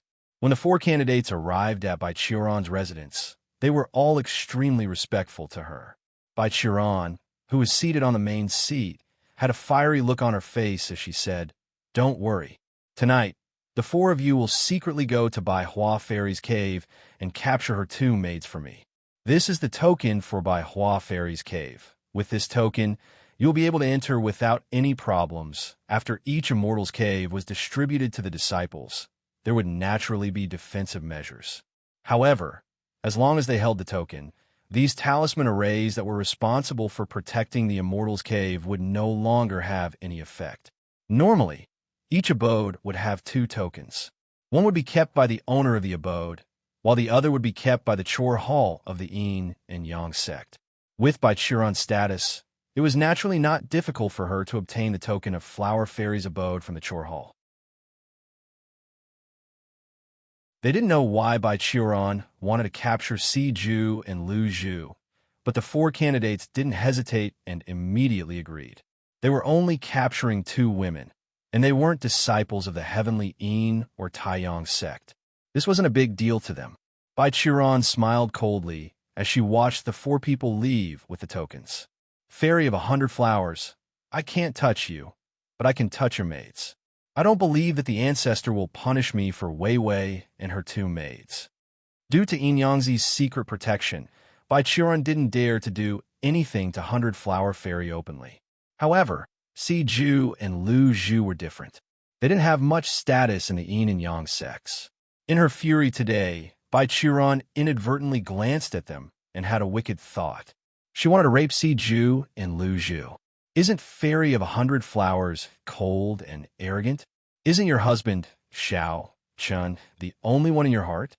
Fine, I, Bai Qiuran, can't do anything to you for now. In that case, I'll sleep with your 2 maids and see what you can do. Moreover, although Green Bamboo and Si Ju were not as beautiful as Fairy of 100 Flowers, they were still top-notch beauties. Bai Qiuran was more than happy to sleep with such women. Soon night fell.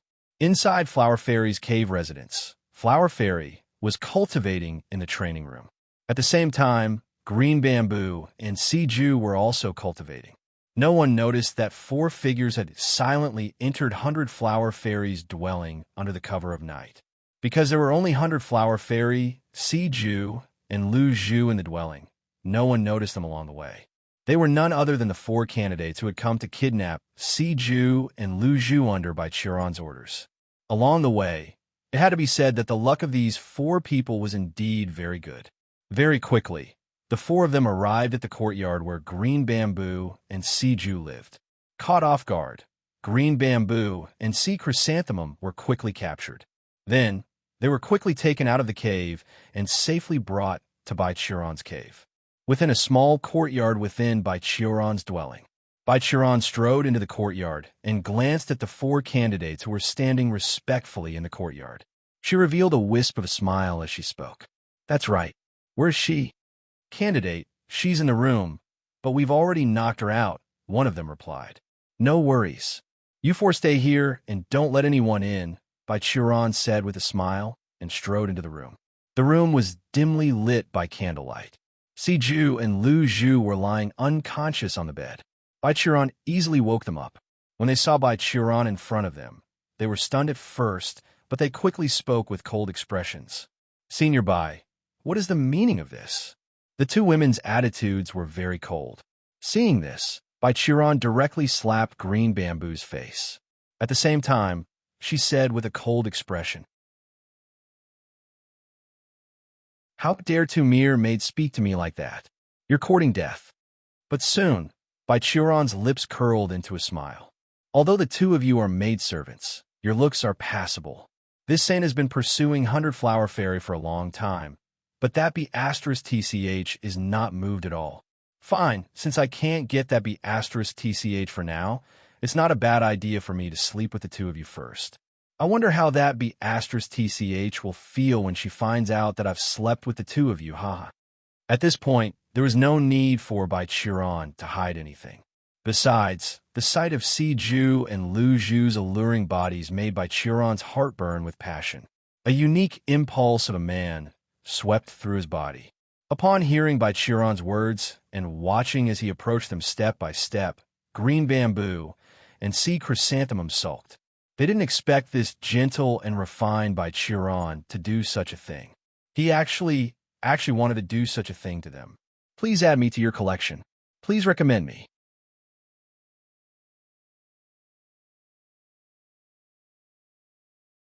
Chapter 1253. In truth, Bai Qiran didn't really like Green Bamboo and Si Ju. He was just angry because of 100 Flower Fairy's rejection, which was why he did this to the two girls.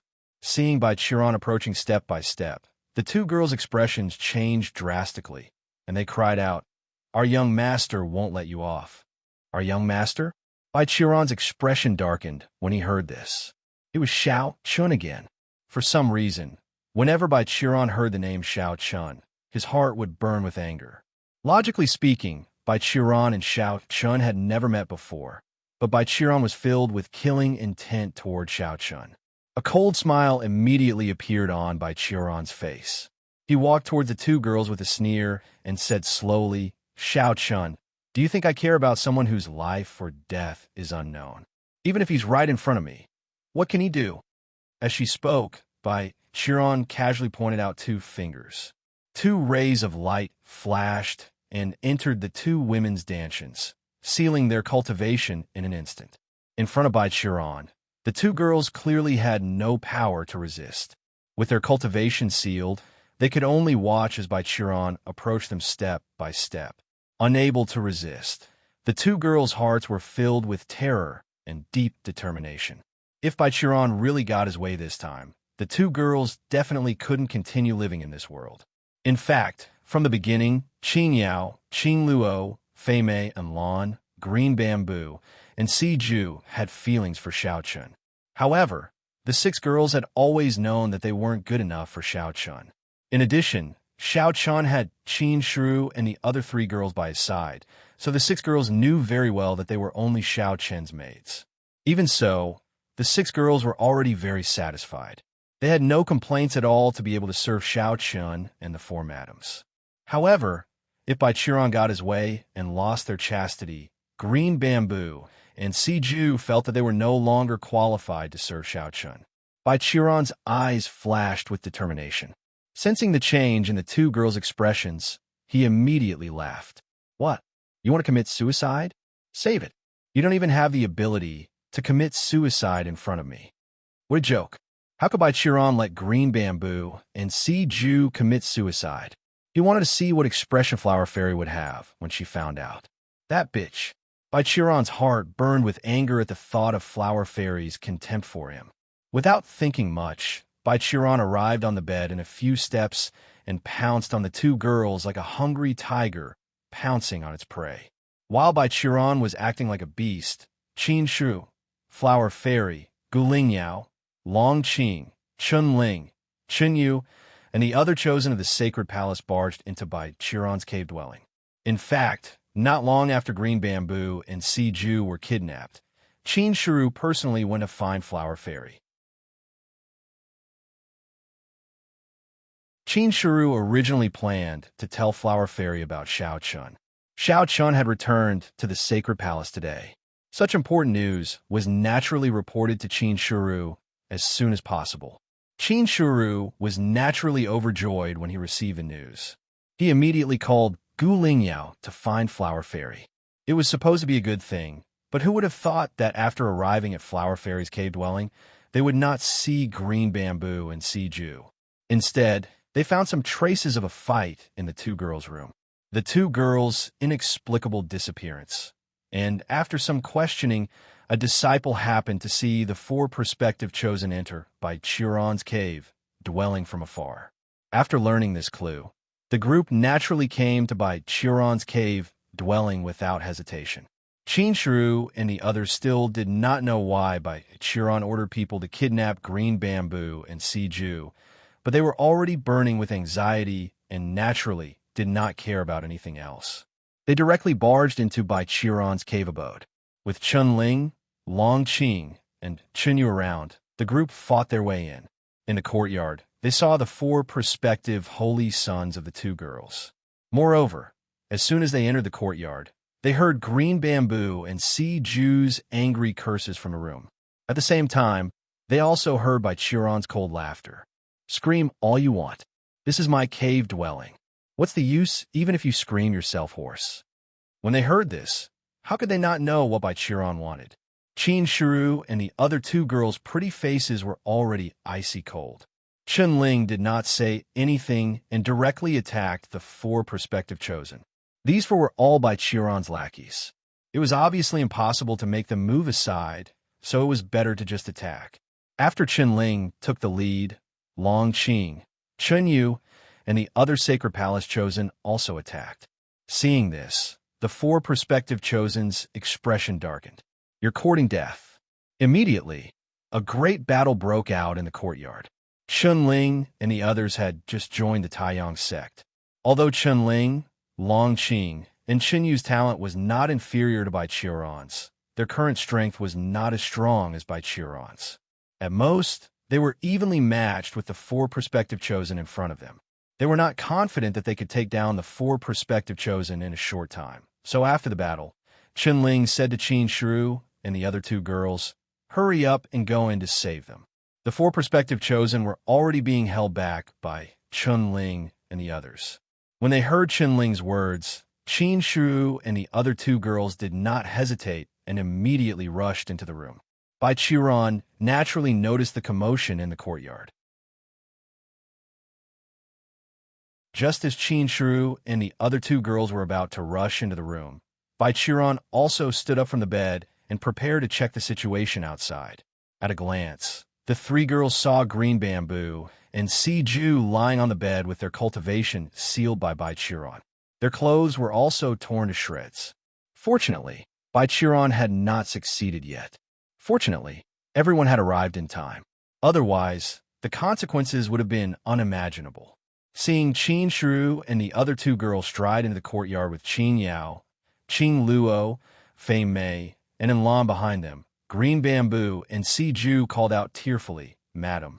Seeing this, one could imagine how Qin and the other 2 girls felt. Gu Lingyao even scolded Bai Chiron angrily. "Bai Chiron, you're a beast. How could a chosen on the saint ranking do such a thing?" Gu Lingyao scolded angrily. Flower Fairy and Qin faces were cold. Qing Yao, Qing Luo, Fei Mei, and Enlan quickly walked to the bed and comforted Green Bamboo and Siju while taking out new clothes from their storage rings to cover the 2 girls' bodies. Please collect, vote, recommend.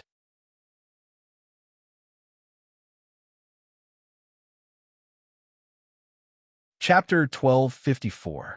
After helping Green Bamboo and Siju put on their clothes, Qing Yao, Qing Luo, Fei Mei, and Enlan helped Green Bamboo and Siju to stand behind Qin and the other 2 girls. However, the 2 girls were still in shock. Bai Chiron had no intention of stopping Qing Yao and Qing Luo. She merely stared at Flower Fairy and the other 2 girls. Bai Chiron's strange calmness made Flower Fairy feel that something was wrong. What was she trying to do? In terms of strength, the 3 girls were obviously no match for Bai Chiron. Even with Chunling, Long Qing, Chunyu, and the others outside the room, they were no match for Bai Chiron.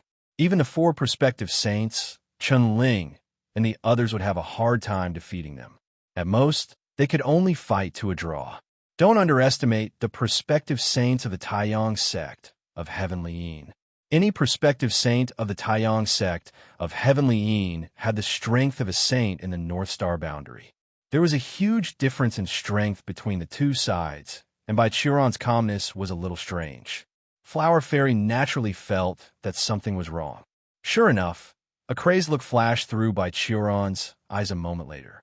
The corners of her mouth curled up into a sneer as she spoke indifferently. However, her tone was incomparably gloomy and cold. Originally, I only planned to punish these two little maids a little. However, since all of you are here, I can only change my target.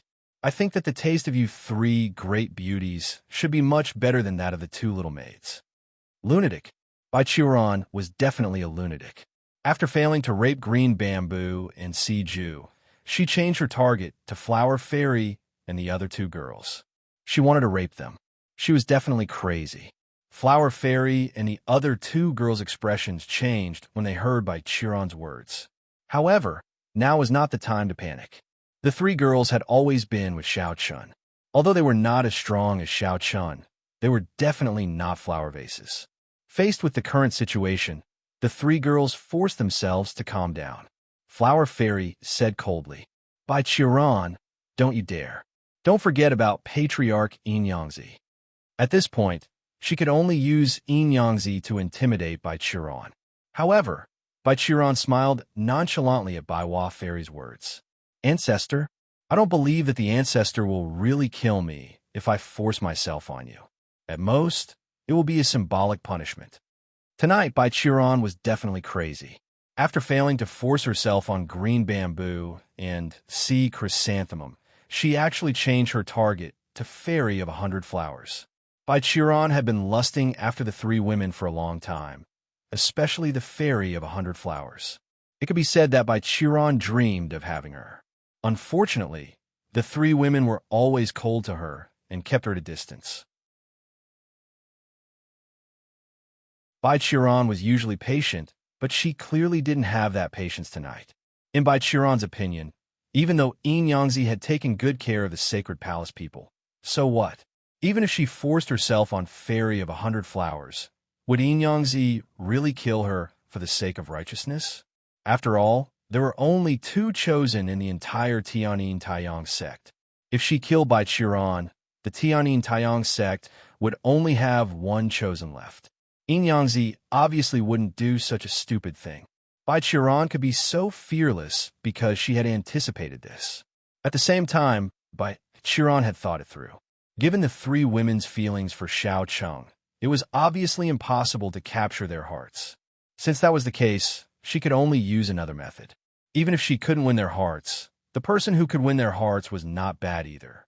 With that thought in mind, Baichuran took a step forward and instantly arrived in front of 100 Flower Fairy and the other two girls. With a casual wave of her hand, Qing Yao and Qing Luo were sent flying out of the room. At the same time, the door closed with a bang. After sending Qing Yao and Qing Luo flying with a slap, only 100 Flower Fairy and the other two were left in the room.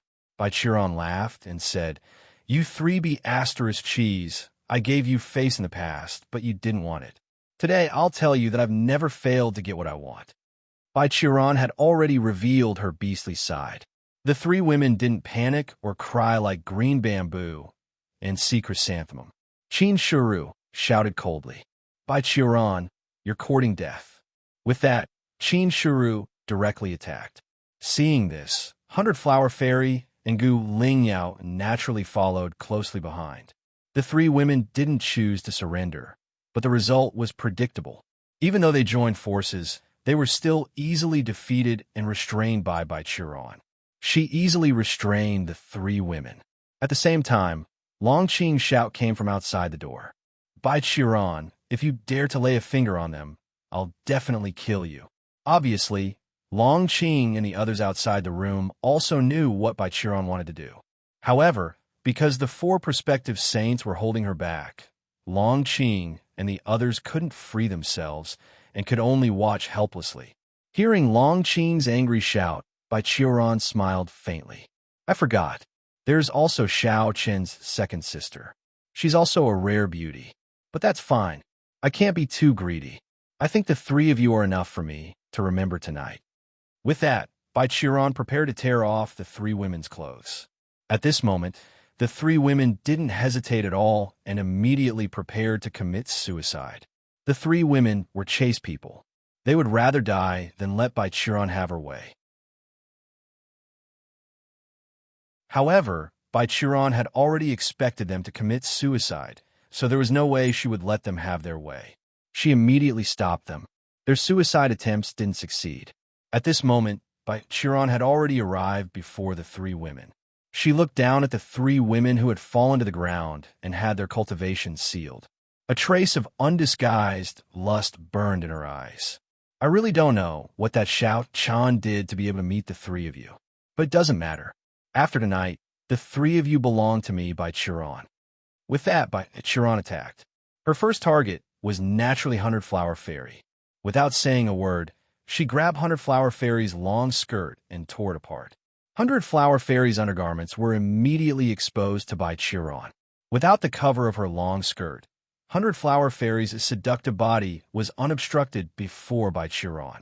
Faced with such a scene, how could Bai Qiran, who yearned for 100 Flower Fairy day and night, resist? Without saying a word, Bai Qiran pounced on 100 Flower Fairy. However, at this moment, the sounds of fighting outside the room stopped. At the same time, a calm figure came from outside the room. Bai Qiran, the ancestor has ordered. Please add, please vote, please recommend.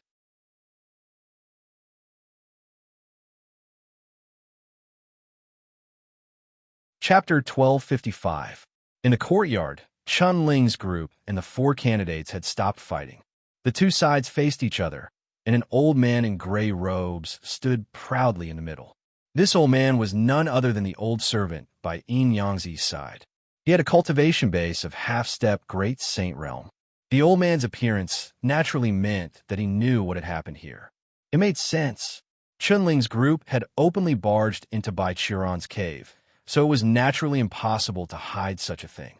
In the room, Bai Qiran, who was about to succeed, suddenly heard this voice. Accompanying the voice was a faintly discernible aura that locked onto Bai Qiran. There was no need to ask. Bai Qiran already knew who it was just from this aura. Her eyes were filled with unwillingness, especially when she saw 100 Flower Fairy's alluring body. Bai Qiran was even more unwilling to give up. But there was nothing she could do. If it were anyone else, even a half-step Great Saint, Bai Qiran might choose to ignore them and have her fun first. However, Bai Qiran did not dare to do so before the old man. The reason was very simple. It could be said that the old man represented Yin Yangzi in the Taiyang sect. There was no doubt that if Bai Qiran made any moves now, the old man would definitely stop her immediately. At that time, she would lose face. Bai Qiran was depressed, but the three girls secretly sighed in relief. Just now, 100 Flower Fairy had fallen into complete despair. She had even thought about it. If she was really defiled by Bai Qiran, then she would definitely not be able to live in this world. After all, she did not know how to face Xiaochen. In that case, she might as well end everything. Fortunately, things did not develop to that point. The old man's appearance allowed the three girls to escape in the end. After standing there for a long while, Bai Qiran glared fiercely at 100 Flower Fairy, but she still walked out of the room helplessly. Not long after Bai Qiran left, Long Qing charged into the room. Long Qing couldn't help but heave a sigh of relief when she saw the scene in the room. Fortunately, the situation hadn't developed to the worst because that bastard Bai Qiran didn't have any hands. However, Long Qing was immediately enraged. She saw that Flower Fairy was only wearing a thin layer of underwear. Her long skirt had been torn to shreds by Bai Qiran. This bastard, I must kill him. Immediately, Qin Shiru and Gu Lingyao stood up and took out a new dress for Flower Fairy to wear. After getting dressed, Qin Shiru asked worriedly, "Are you okay?" Hearing Qin Shiru's words, Flower Fairy forced a smile and shook her head. "It's nothing." This was obviously 100 Flower Fairy's excuse. After experiencing such a thing, which woman would be fine? Especially someone like Flower Fairy, who was soft on the outside but strong on the inside. Although Bai Qiran didn't succeed today, he did see her body. Flower Fairy naturally couldn't pretend that nothing happened. Moreover, besides feeling sad, Flower Fairy didn't know how to face Xiaochen. Although this matter had nothing to do with Flower Fairy, and she wasn't responsible for it, Flower Fairy was a woman who valued her chastity very much. As if reading Flower Fairy's mind, Gu Lingyao held Flower Fairy's arm and comforted her gently. Sister, don't worry. Your husband will avenge you. Besides, this matter wasn't your fault. Your husband won't think too much about it. Xiaoqin naturally wouldn't think too much about it. Before long, Qin Shiru and the other two girls walked out of the room, accompanied by Long Qing. At this moment, in the courtyard, the old man was talking to Bai Qiran. When he saw Qin Shiru and the other two girls walk out of the room, a complicated look flashed across the old man's eyes before he calmly spoke. I already know what happened here. You all can go back first. Don't worry, I will definitely give you an explanation. He didn't mention anything about punishing Bai Qiran. Hearing this, Qin Shiru and the other two girls didn't say anything and left Bai Qiran's cave dwelling accompanied by Chun Ling and the others. As the Sacred Palace group left, the old man's face instantly darkened. He first looked at Bai Qiran, then turned to the four candidates. Under the old man's gaze, Bai Qiran's expression didn't change much, but the four candidates instantly paled. This matter was concealed, and the news was also sealed. One night passed. This night, Chun Ling and the others stayed in Flower Fairy's cave, and Flower Fairy and the other two did not sleep at all. On the morning of the second day, the old servant of Yin Yangzi personally came to Flower Fairy's residence. After seeing Flower Fairy and the other two girls, the old man first comforted them and reprimanded them. Then, he went straight to the point and said with a serious expression, "Ancestor, you already know what happened yesterday. Bai Qiran's actions are indeed worse than an animal's. However, after a night of interrogation and investigation, we found that it was not Bai Qiran's intention. She was deceived by someone. The four candidates deceived Bai Qiran and made her do such a thing. Now, the four of them have been locked up in Sunless Mountain. This is their punishment. Here is some compensation from the sect. Accept it." Sunless Mountain was a place specially built by the Yin and Yang sect to punish their disciples. There was no sunlight all year round, and the Yin Qi was oppressive. The Yin Qi was like maggots that would constantly devour a person's flesh and spiritual energy. Although it wouldn't kill a person, it was definitely unbearable. The four candidates had been locked up in Sunless Mountain and were not allowed to leave for a year. This was their punishment. However, the true culprit, Bai Qiran, was completely fine. The old man did not mention her punishment at all. Gu Lingyao was the first to lose her temper. She asked the old man in dissatisfaction, "That can't be right. Bai Qiran is the mastermind. Why isn't she punished?" I've already said that Bai Qiran was deceived. She has been locked up by the ancestor and is reflecting on her mistakes in her cave dwelling. Reflecting on her mistakes in her own cave dwelling. Gu Lingyao was furious. Are you lying to a 3-year-old? What kind of punishment is this? It's better to let Bai Qiran recuperate in her own cave dwelling. Just as Gu Lingyao was about to refute, Qin Shiru grabbed Gu Lingyao and shook his head at her, indicating that she didn't need to say anything more. Then he looked at the old man and said, "Thank you. Thank you very much, Patriarch Yin Yangzi. However, I don't think this matter is over yet. Our husbands should be arriving soon. Please add, vote, recommend."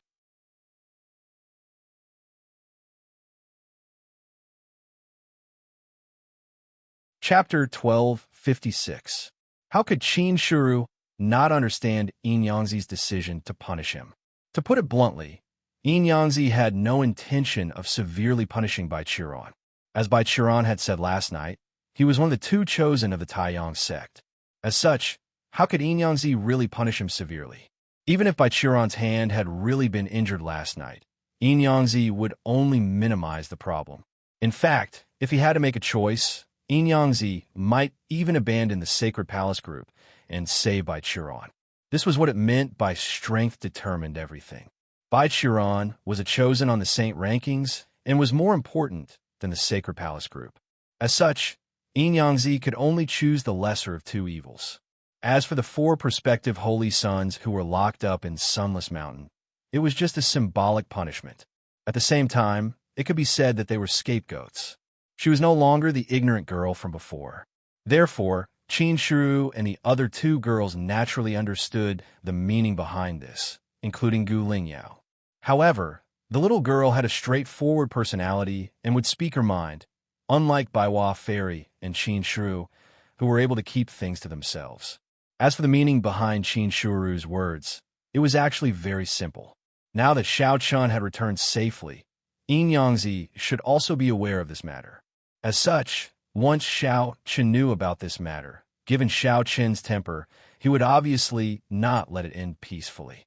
Since the Taiyang sect had chosen to protect Bai Qiran, the sacred palace could only seek justice in their own way. Moreover, this was also a reminder to Yin Yangzi that when the time came, Xiao Chun and Bai Qiran would definitely only be able to choose one out of the two. It would be impossible to choose both. Similarly, understanding Qin Shiru's meaning, the old man did not say anything. He nodded slightly and left. After the old man left, Qin Shiru and the other two girls also looked at the so-called compensation given by Yin Yangzi. One had to admit that Yin Yangzi was indeed generous. The pills and talismans were all extremely precious. It could be said that Yin Yangzi had given enough compensation this time. However, the three girls were not too interested in the compensation. After a casual glance, they put it away. Qin Shiru called Qin Yao over. "Madam." Qin Yao quickly walked into the hall and bowed to the three girls. Qin Shiru immediately said, "Qin Yao, make a trip to the sacred palace immediately and inform my husband of what happened here. Tell him to hurry to the Taiyang sect as soon as possible." He didn't intend to conceal this matter. After all, the matter wasn't over yet. Bai Qiran hadn't received any punishment after this incident, and this had undoubtedly aided his arrogance. In this way, how could Bai Qiran, who tasted the sweetness of victory, give up just like that? Therefore, the three girls wanted Xiao Chun to hurry to the Taiyang sect as soon as possible before things got worse. Women had to learn to rely on men. It was not to say that women who relied on men were vases. This was different. For example, the three girls clearly did not have the means or ability to deal with Bai Qiran. If they still chose to hide the truth from Xiao Chun, they would truly be fools. If Bai Qiran really succeeded, it would be too late for regrets. Qin Yao nodded when she heard Qin Shiru's words. She then turned and hurried to the sacred palace. The Taiyang sect and the sacred palace had already constructed a teleportation formation, so it was not troublesome to travel between the two.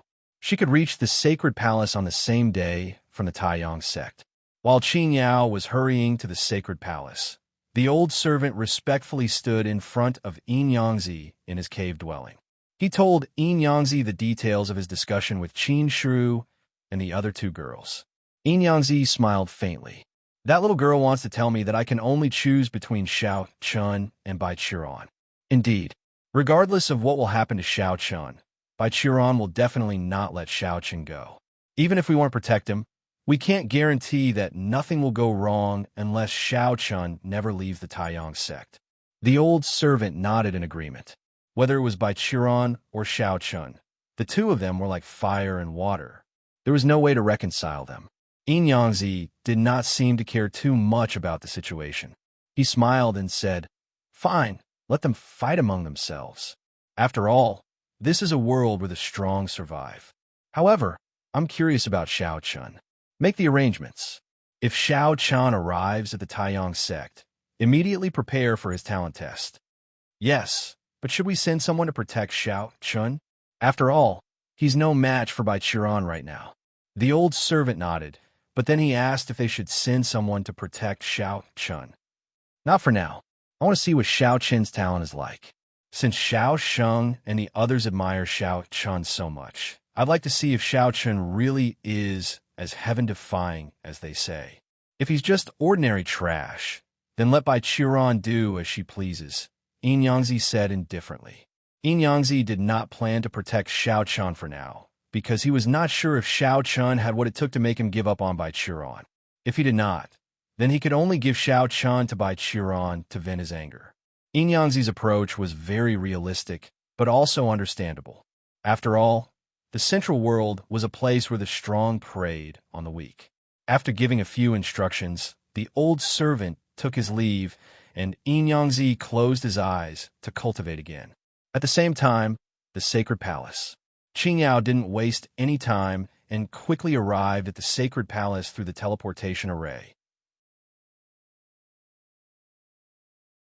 As soon as she arrived, she headed straight for the dustless sacred hall. In Xiao Chen's cave dwelling, Qing Yao saw Xiao Chun. At this moment, Xiao Chun was sparring with Princess Fengjue in the courtyard. Of course, it was more accurate to say that Princess Fengjue was giving Xiao Chun pointers. Long Yang was lazily drinking wine at the side, while Tian Yu was quietly watching from the side. Xiao Chun and Princess Fengjue were exchanging blows in a special training field. But at this moment, Qing Yao rushed in hurriedly. Sensing Qing Yao's arrival, Xiao Chun and Princess Fengjue stopped fighting at the same time. Xiao Chun turned to Qing Yao with a smile. Qing Yao, why are you here? Weren't you with Shui Rou and the others at the Heavenly Yin Extreme Yang sect? Young master, something happened. Qing Yao didn't say much. She directly told Xiao Chun what had happened at the Heavenly Yin Extreme Yang sect. After hearing Qing Yao's story, the smile on Xiao Chen's face disappeared. His eyes were filled with icy killing intent as he said coldly, "By Chiron, you're courting death." He never thought that Qin Shiru and the others would encounter such a thing at the Heavenly Yin Extreme Yang sect. The 100-Flower Fairy, Green Bamboo, and Si Ju were almost killed by Chiron. Xiao Chen's heart burned with anger. He turned to Tian Yu and said, "Pack up. We're leaving for the Heavenly Yin Extreme Yang sect today." Begging for monthly votes, begging for recommendations.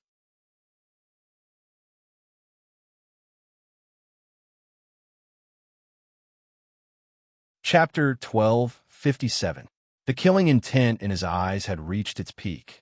Tian Yu nodded without saying anything after hearing Xiao Chen's question. Tian Yu was also infuriated when she heard about what had happened to Qin Shiru and the other two girls in the Heavenly Yin Taiyang sect. Having decided to rush to the Heavenly Yin Taiyang sect overnight, Xiao Chen turned to look at Feng Zhu and Long Yang and said indifferently, "Brother Long Yang, Princess Feng Zhu, you've heard it too. I have to rush to the Heavenly Yin Taiyang sect today. Please forgive me for not receiving you well. As for Brother Long Yang, you can wait in the sacred palace for a few days. I'll have my second sister come to the sacred palace to meet you." What had happened in the Heavenly Yin Taiyang sect had caught Xiao Chun by surprise. At the same time, he was burning with rage. Naturally, he couldn't care about Long Yang and Feng Zhu. Feng Zhu shouted when she heard Xiao Chen's words. "By Chiron, that ant is really a beast." As a woman, Feng Zhu was clearly infuriated by Chiron's actions.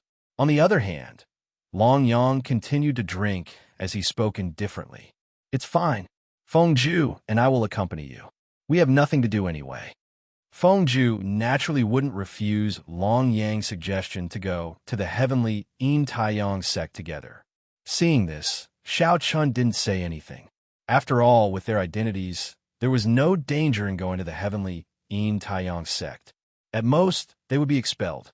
Not in the mood to be entangled in these matters, Xiao Chun headed to Shaoqing and Bai Ruyue's residence, and told them that he had to rush to the Heavenly Yin Taiyang sect overnight. As for what had happened to Qin Shiru and the other two girls, Xiao Chun didn't say anything. After all, the two elders couldn't help much and would only worry them if he told them. Bai Ruyue was naturally reluctant to see Xiao Chun leave so suddenly, but Xiao Chun could only patiently persuade her. "Mother, don't worry. The Heavenly Yin Taiyang sect is connected to the sacred palace through a teleportation array. I will come back often. Also, if you need anything, you can send me a message." The teleportation array was indeed a lot more convenient. Bai Ruyue nodded reluctantly, but it was obvious that she still couldn't bear to part with Xiao Chun. On the other hand, Xiao Qing, who was at the side, spoke up at this time. "All right, Chiner has already grown up and is a married man. We don't have to be too worried. Our children and grandchildren will have their own fortune. Moreover, it's not a good idea to keep Chun'er at home. A man has ambitions to travel far, so let him go." Xiao Chen's father, calm. "How? Calm?"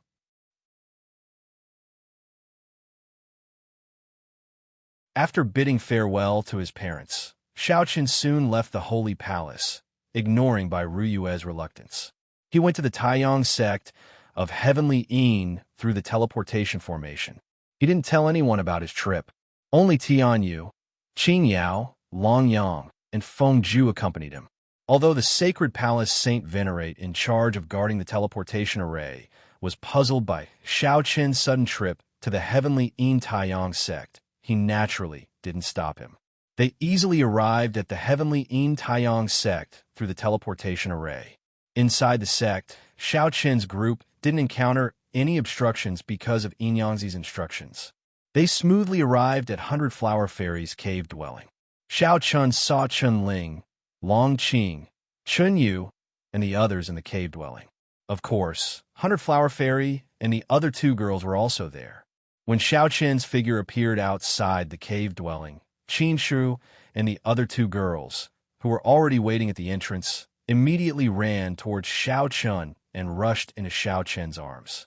This was especially true for Gu Lingyao, who was clinging on to Xiaoqin and sobbing. "Why did you come back so late? We were all bullied by them." She was like a child who had been wronged outside and had come home to complain. Faced with Gu Lingyao's tearful complaints, Xiaoqin gently patted her on the back and said, all right, your husband is back now." Xiaoqin then looked towards 100 Flower Fairy. She lowered her head under Xiaoqin's gaze, not daring to meet Xiaoqin's eyes. In Flower Fairy's heart, she had always been brooding. After all, Bai Qiran had seen her body. Although Bai Qiran did not have the time to do anything about it, it had always been a knot in Flower Fairy's heart. Seeing through 100 Flower Fairy's thoughts, Xiaoqin revealed a gentle smile and said, "Don't let your imagination run wild. One day, I will kill him with my own hands." Although he didn't say it explicitly, his words revealed Xiaoqin's intentions. Hearing this, 100 Flower Fairy was stunned at first, but soon nodded with reddened eyes. Hugging Gu Lingyao, with Qin Shu, 100 Flower Fairy, and Tianyu by his side, the group walked into the cave dwelling. Following behind Xiaoqin, Long Yang and Feng Zhu were obviously ignored by everyone. This wasn't intentional, but it was because everyone's attention was focused on Xiaoqin. Of course, Long Yang didn't care about this. Following Xiaoqin, Long Yang said with admiration and envy, "Brother Xiaoqin is really a role model for my generation. I thought that Tianyu was already a fairy that descended to the mortal world. To be able to have such a beauty in my life is already worth living. Who would have thought that he would have 3 beautiful wives?" TSK, brother Xiaoqin really doesn't show off his true colors. "What? You're so jealous. Do you want me to castrate you now? That way, you won't have to worry about finding other women." However, hearing this, Feng Zhu said coldly. Long Yang, who was still indulging in his fantasies, suddenly heard Feng Zhu's words. He felt a sudden tremble and unconsciously clamped his legs together as he laughed embarrassedly. No, I'm just joking. Hee, it's just a joke. You can't take it seriously." As the two of them spoke, they pulled away from Xiaoqin and the others. When Long Yang and Feng Zhu arrived at the hall, Xiaoqin and the others had already taken their seats. At this moment, Long Qing said angrily, "Little brother, that Bai Qiran is too despicable. I must kill him." Long Qing's voice was very loud. His words could be heard from outside the hall. As soon as his voice fell, before Xiaoqin could reply, everyone saw Long Yang swagger in, with Feng Zhu beside him. As for Long Yang, he said to Xiaoqin with a playful smile, "I say, brother Xiaoqin, why don't I help you kill Bai Qiran?" As soon as he opened his mouth, Long Yang directly said that he wanted to kill Bai Qiran. Xiaoqin didn't doubt this. Although he didn't know the exact ranking of Long Yang and Feng Zhu on the saint ranking, based on Xiaoqin's understanding of Long Yang, this guy was definitely not a person who would make irresponsible remarks. Since Long Yang said that he could kill Bai Qiran, he definitely could do it. Begging for monthly votes, begging for recommendations.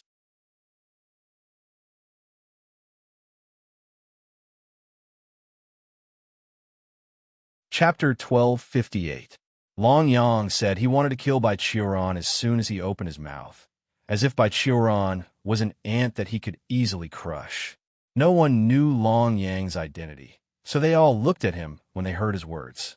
When they saw his mischievous smile, everyone's gaze fell on Xiao Chun. Clearly, they were asking about Long Yang and Feng Zhu's identities. Under everyone's gazes, Xiao Chun stood up and strode over to Long Yang. He smiled and introduced them to everyone present. These two are my friends. It's all thanks to them that I was able to return safely. Long Yang, Feng Zhu, they're both chosen on the saint rankings. Holy sons and holy daughters on the saint rankings? In the beginning, no one paid too much attention when they heard Xiao Chun say that Long Yang and Feng Zhu were their saviors. But when they heard that they were both chosen on the saint rankings, their eyes clearly changed. Chosen on the saint rankings. Everyone was no stranger to these 4 words. Wasn't Bai Qiuran chosen on the saint rankings? He alone was enough to suppress everyone from the sacred palace. Moreover, Bai Qiuran's ranking on the saint rankings wasn't high. He was only ranked 93rd, the last on the saint rankings. Even so, Bai Qiuran still had the ability to suppress everyone. This wasn't because Bai Qiuran had absorbed the power of the Taiyang sect, but because his own strength alone was enough to give everyone a headache. To be honest, even if Chun Ling, Long Qing, and Chun Yu joined forces, they would only be able to contend against Bai Qiuran for a while. It was almost impossible for them to win. Of course, this didn't mean that their talent was inferior to Bai Qiuran's, but because of the cultivation environment they grew up in. One had to admit that the cultivation environment of the Central World was far superior to that of the North Star realm. Thus, with such a difference, even if 2 people had the same natural talent, there would definitely be a difference in their final achievements. This was the so-called illusory realm changing a person. However, as long as Chun Ling and the others were given enough time, they would definitely be able to catch up to Bai Qiuran. Facing the gazes of the crowd, Long Yang did not back down. The smile on his face did not change at all. On the other hand, Feng Zhu's face was indifferent. It was as if he did not want to talk to the crowd. Of course, this was Feng Zhu's character. He did not have any intention of looking down on them. After the introductions, Long Yang and Feng Zhu took their seats. Xiao Chun smiled at Long Yang and said, "Brother Long Yang, I will personally behead Bai Qiuran." Although Xiao Chun believed that Long Yang was strong enough to kill Bai Qiuran, he didn't plan on asking him for help. Firstly, Bai Qiuran had to be killed by him personally. Secondly, even though Long Yang had a noble status, if he really killed Bai Qiuran, the Taiyang sect wouldn't let the matter rest. Even if he couldn't kill Long Yang, he could imprison him. Long Yang didn't say anything else when he heard Xiao Chun. Xiao Chun turned to look at the crowd. Big brother, second sister, senior brothers and junior sisters, don't act rashly for now. I will deal with it. Everyone should cultivate during this period of time. There's no need to take the initiative to offend Bai Qiuran. Xiao Chun actually had a rough plan to deal with Bai Qiuran. If he wanted to kill Bai Qiuran, Xiao Chun had to be at the perfection of the Tao Emperor realm at the very least. Moreover, he had to display sufficient talent to make the Taiyang sect feel that he had more potential than Bai Qiuran. Only then would the Taiyang sect give up on protecting and favoring Bai Qiuran. Otherwise, not to mention whether Xiao Chun could kill Bai Qiuran with the Taiyang sect protection, how would he face the Taiyang sect even if he could kill Bai Qiuran? At that time, even the sacred palace would be implicated. This matter couldn't be rushed. Everyone nodded in agreement when they heard Xiao Chun's words. After that, they stopped worrying about Bai Qiuran and started chatting instead. Of course, most of them were asking about Xiao Chun during this period of time. They were naturally worried that Xiao Chun had been able to safely return to the human territory after being missing for a few months. In response to their questions, Xiao Chun gave them a simple explanation of what had happened. They chatted until late at night. After drinking together, they dispersed.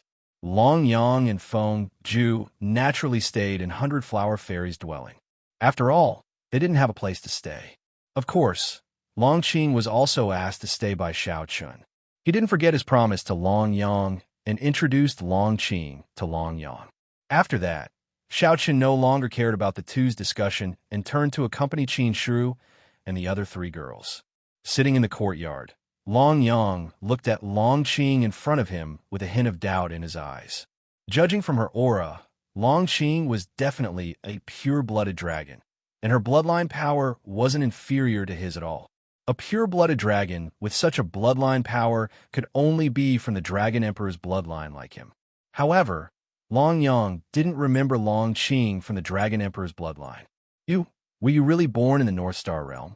It was impossible for a pure-blooded dragon to be born in the North Star Realm, so Long Yang tried to test the waters. Hearing this, Long Qing said expressionlessly, "That's right. I'm in a bad mood right now, so I don't want to discuss this with you. If you have time, we can talk about it another day." After admitting that she was indeed born in the North Star Realm, Long Qing said indifferently. She didn't give Long Yang any face at all. After saying that, she got up and left. Looking at Long Qing's back, Long Yang didn't stop her. He sank into deep thought and muttered softly, "This can't be. A descendant of the Dragon Emperor's bloodline can't be born in the North Star Realm. That's impossible. Also, if that's the case, this Long Qing is my younger sister or elder sister." He was a little confused, but Long Qing didn't want to talk at all, so there was nothing Long Yang could do. The next morning, Xiao Chen woke up early as usual. Originally, Xiao Chen didn't want to make trouble for Bai Qiran so soon, because Xiao Chen knew that even if he went to find him now, he wouldn't get anything out of it. If he wanted to find him, he would have to kill him in one blow. As for Bai Qiran, Xiao Chen wouldn't give him a chance to turn things around. However, Xiao Chen didn't take the initiative to find Bai Qiran, but Bai Qiran took the initiative to come. After learning that Xiao Chen had returned to the human territory last night and had come to the Taiyang sect, Bai Qiran took the initiative to visit early in the morning. She was very arrogant and directly injured Si Ju. Si Ju tried to stop Bai Qiran, but Bai Qiran didn't say anything and directly injured Si Ju. Of course, the injury wasn't serious, and Bai Qiran didn't kill her. However, this movement quickly attracted the attention of Xiao Chun and the others. Walking quickly to the front yard, Xiao Chun saw the arrogant Bai Qiran at a glance. "Please add me to your collection. Monthly vote. Recommend me."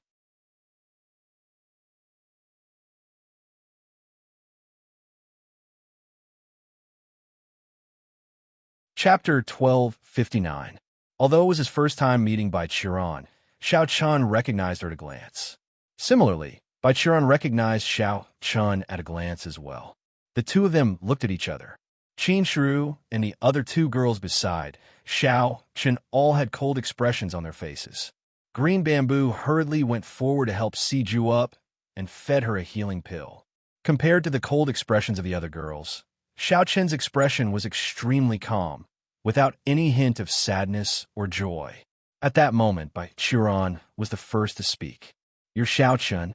She spoke in an indifferent and contemptuous tone, as if she didn't care about Xiao Chen at all. However, Xiao Chen didn't show any signs of anger. Instead, he smiled coldly. "You're that lustful Bai Qiran?" Bai Qiran didn't answer, but asked a question instead. His words were sharp. Bai Qiran's expression suddenly froze when she heard Xiao Chen's words. Killing intent rapidly gathered in her eyes. Bai Qiran had heard that Xiao Chen had come to the Tianyin Taiyang sect last night, so she personally came early in the morning. Of course, Bai Qiran didn't want to kill Xiao Chen because it was simply impossible, especially in the Tianyin Taiyang sect. Everyone knew that Yin Yangzi was deliberately taking care of the Sacred Palace people. Under such circumstances, Bai Qiran obviously couldn't kill Xiao Chen. However, although she couldn't kill Xiao Chen directly, beating him up wasn't a problem at all. In addition, Xiao Chen's words were so sharp that Bai Qiran was secretly furious.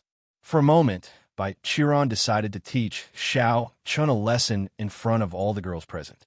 She wanted them to see with their own eyes that the man they had chosen was nothing more than an ant in front of Bai Qiran. With that thought, a faint fluctuation of spirit energy emerged from Bai Qiran's body. The girls' expressions darkened when they sensed the fluctuation of spirit energy, but Xiao Chen remained as calm as ever. Xiao Chen knew very well what Bai Qiran was up to when she came here early in the morning. She just wanted to ridicule him in front of all the girls. However, he was overthinking things. Yes, Xiao Qin's current strength was indeed inferior to Bai Qiran's, but one shouldn't forget that Xiao Qun and the girls weren't the only ones in the cave abode. She didn't panic at all. Just as Bai Qiran was about to attack, a lazy voice sounded from outside the courtyard. Bai Qiran, are you sure you want to fight? Long Yang and Feng Ju walked into the front yard with large strides. Seeing the two of them, Bai Qiran, who had been ready to kill Xiao Chun and Feng Ju, instantly changed her expression to one of fear. She stared at Long Yang and Feng Ju, who were slowly walking toward Xiao Chun, and exclaimed in surprise. Long Yang, Feng Ju, why are you in my heavenly Yin Taiyang sect? As a chosen on a saint ranking, Bai Qiran naturally recognized Long Yang and Feng Ju. However, the gap between them was too big. Long Yang and Feng Ju were powerful existences on the saint ranking, while Bai Qiran was ranked last. The gap between them was huge. If Long Yang and Feng Ju were in the first and second echelon of the saint ranking, then Bai Qiran was in the fourth and fifth echelon. Bai Qiran was extremely shocked. She didn't expect Long Yang and Feng Ju to appear here in the heavenly Yin Taiyang sect. However, Long Yang smiled faintly in the face of Bai Qiran's shock. Bai Qiran, Brother Xiao Chun is my best friend. Why? Do you want to fight him? Both of them were chosen on the saint ranking, but Long Yang's attitude towards Bai Qiran was very casual and even had a trace of contempt. Bai Qiran was slightly angry, but there was nothing she could do. She naturally didn't dare to fight Long Yang. This guy was a freak ranked third on the saint ranking. Bai Qiran couldn't summon the slightest intention to fight Long Yang. Not knowing how to answer, Bai Qiran simply chose to remain silent. The development of the situation was completely out of her expectations. Seeing Bai Qiran remain silent, Long Yang didn't mind and continued to smile. Scram, I don't want to fight. Originally, Long Yang could totally beat Bai Qiran up, but after thinking about it, he decided against it. After all, Xiao Chun had clearly stated that Bai Qiran's matter had to be resolved by Xiao Chun personally. Therefore, Long Yang gave up on the idea of fighting. Upon hearing Long Yang's words, Bai Qiran's face darkened and she glared fiercely at Xiao Chun. She never thought that Xiao Chun would actually know Long Yang and Feng Ju. Moreover, under normal circumstances, the fights between chosen on the saint ranking wouldn't involve the factions behind them. Firstly, the chosen on the saint ranking had the protection of the will of the heavenly way. Secondly, to become a chosen on the saint ranking, who didn't have a backer. Therefore, Bai Qiran could only suffer for nothing when facing Long Yang today. The heavenly Yin and Taiyang sect definitely wouldn't stand up for him, because Long Yang and Feng Ju were also chosen on the saint ranking. Xiao Chun, I don't believe that Long Yang and Feng Ju can stay in the heavenly Yin and Taiyang sect forever. Humph! Bai Qiran thought viciously in his heart, then turned and left without another word. After Bai Qiran left, Feng Ju said indifferently, Xiao Chun, why didn't you just let Long Yang beat him up first? This guy really deserves a beating. Feng Ju could understand why Xiao Chun wanted to kill Bai Qiran personally. However, in the situation just now, Long Yang could have beaten Bai Qiran to vent his anger, but Xiao Chun didn't agree. Upon hearing Feng Ju's words, Xiao Chun smiled faintly and said, Why? Don't you have confidence in me? Don't worry, it won't be long before I personally deal with him. Xiao Chun didn't care too much about Bai Qiran's arrival. Right now, Xiao Chun was most concerned about how he could quickly integrate into the heavenly Yin and Taiyang sect and make Yin Yangzi value him. Only then would he have a chance of killing Bai Qiran. Otherwise, with Yin Yangzi's protection, he definitely wouldn't be able to do anything to Bai Qiran. At the same time that Bai Qiran left in a huff, in Yin Yangzi's cave residence, the old servant respectfully reported to Yin Yangzi about Xiao Chun. After hearing the old servant's report, Yin Yangzi nodded slightly and said, You can get ready. Prepare for Xiao Chun's talent test today, but don't make it a big deal. Just keep it a secret. When the time comes, I will personally go and take a look. Today was the day to prepare for Xiao Chun's talent test. Hearing this, The old servant respectfully nodded and replied, "Yes." With that, the old servant left. At this moment, Yangzi muttered thoughtfully, "Sigh, a mountain can't have two tigers." However, Xiao Chun, do you really have the ability to make this old man willingly give up on Baichuan? Begging for collection, begging for monthly votes, begging for recommendation.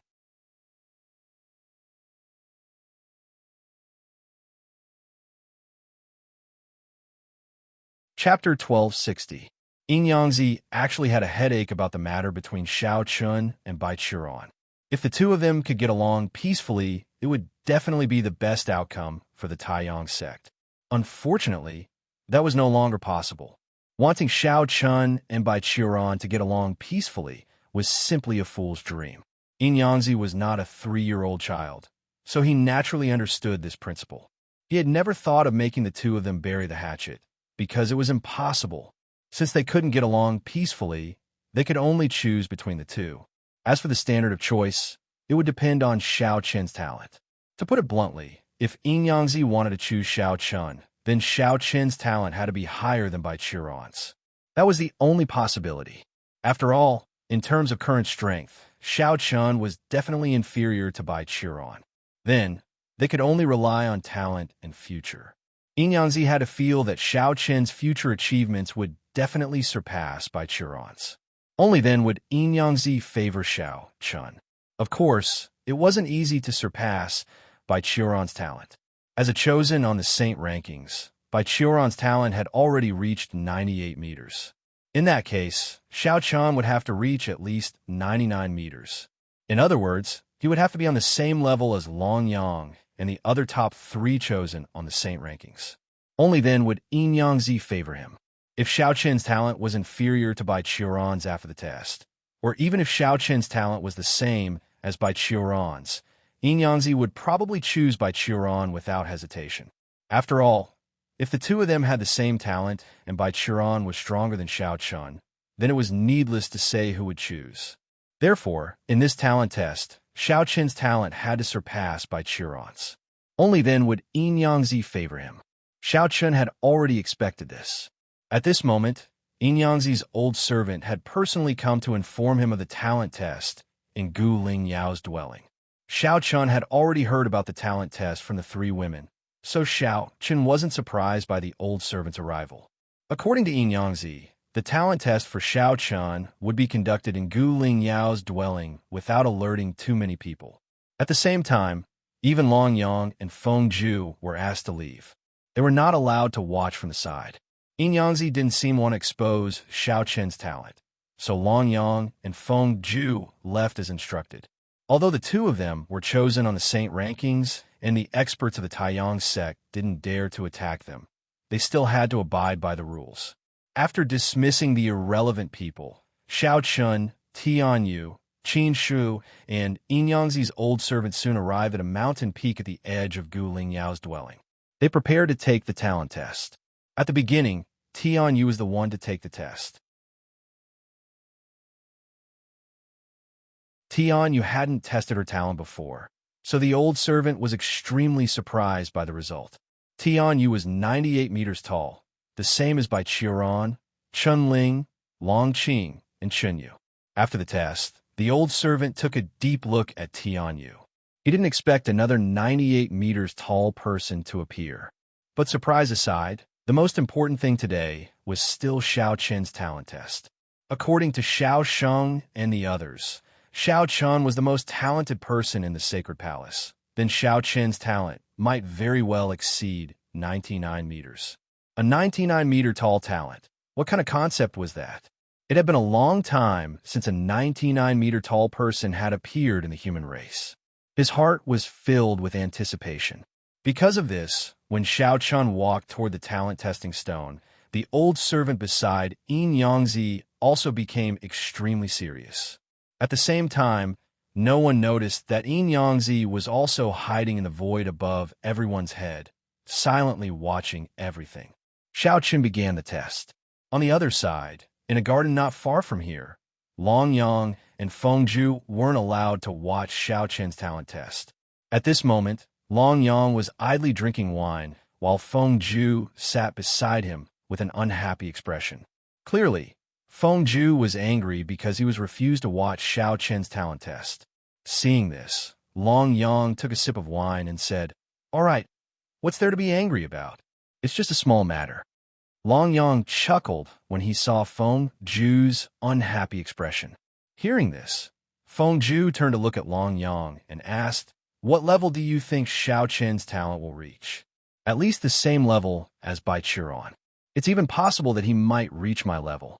Hearing Feng Zhu's words, Long Yang took a sip of wine and said with a smile. Long Yang's words were very casual, but Feng Zhu was shocked when he heard it. What did it mean to reach Long Yang's level? One had to know that there were only 2 people in the central world who could compare with Long Yang's talent. But now, Long Yang was saying that Xiao Chen's talent might not be weaker than his. Shock flashed in Feng Zhu's eyes. Seeing this, Long Yang smiled faintly and said, "What? You don't believe me?" His evaluation of Xiao Chen was very high, but Feng Zhu really didn't dare to believe it. After all, a 99-meter-tall talent was absolutely terrifying. While the two were chatting with each other, Xiao Chen was already sitting on the talent testing stone on the mountain peak in the distance. At the same time, a spiritual energy vortex began to form above Xiao Chen's head. It could be said that there was almost no obstruction. Xiao Chen's spiritual energy vortex rushed to the 98-meter level in one fell swoop. And at this time, the spiritual energy vortex was still growing and had no intention of stopping. Looking at the spiritual energy vortex that was growing and approaching the 99-meter level, everyone was extremely nervous. Everyone was looking forward to whether Xiao Chen's talent could reach the 99-meter level.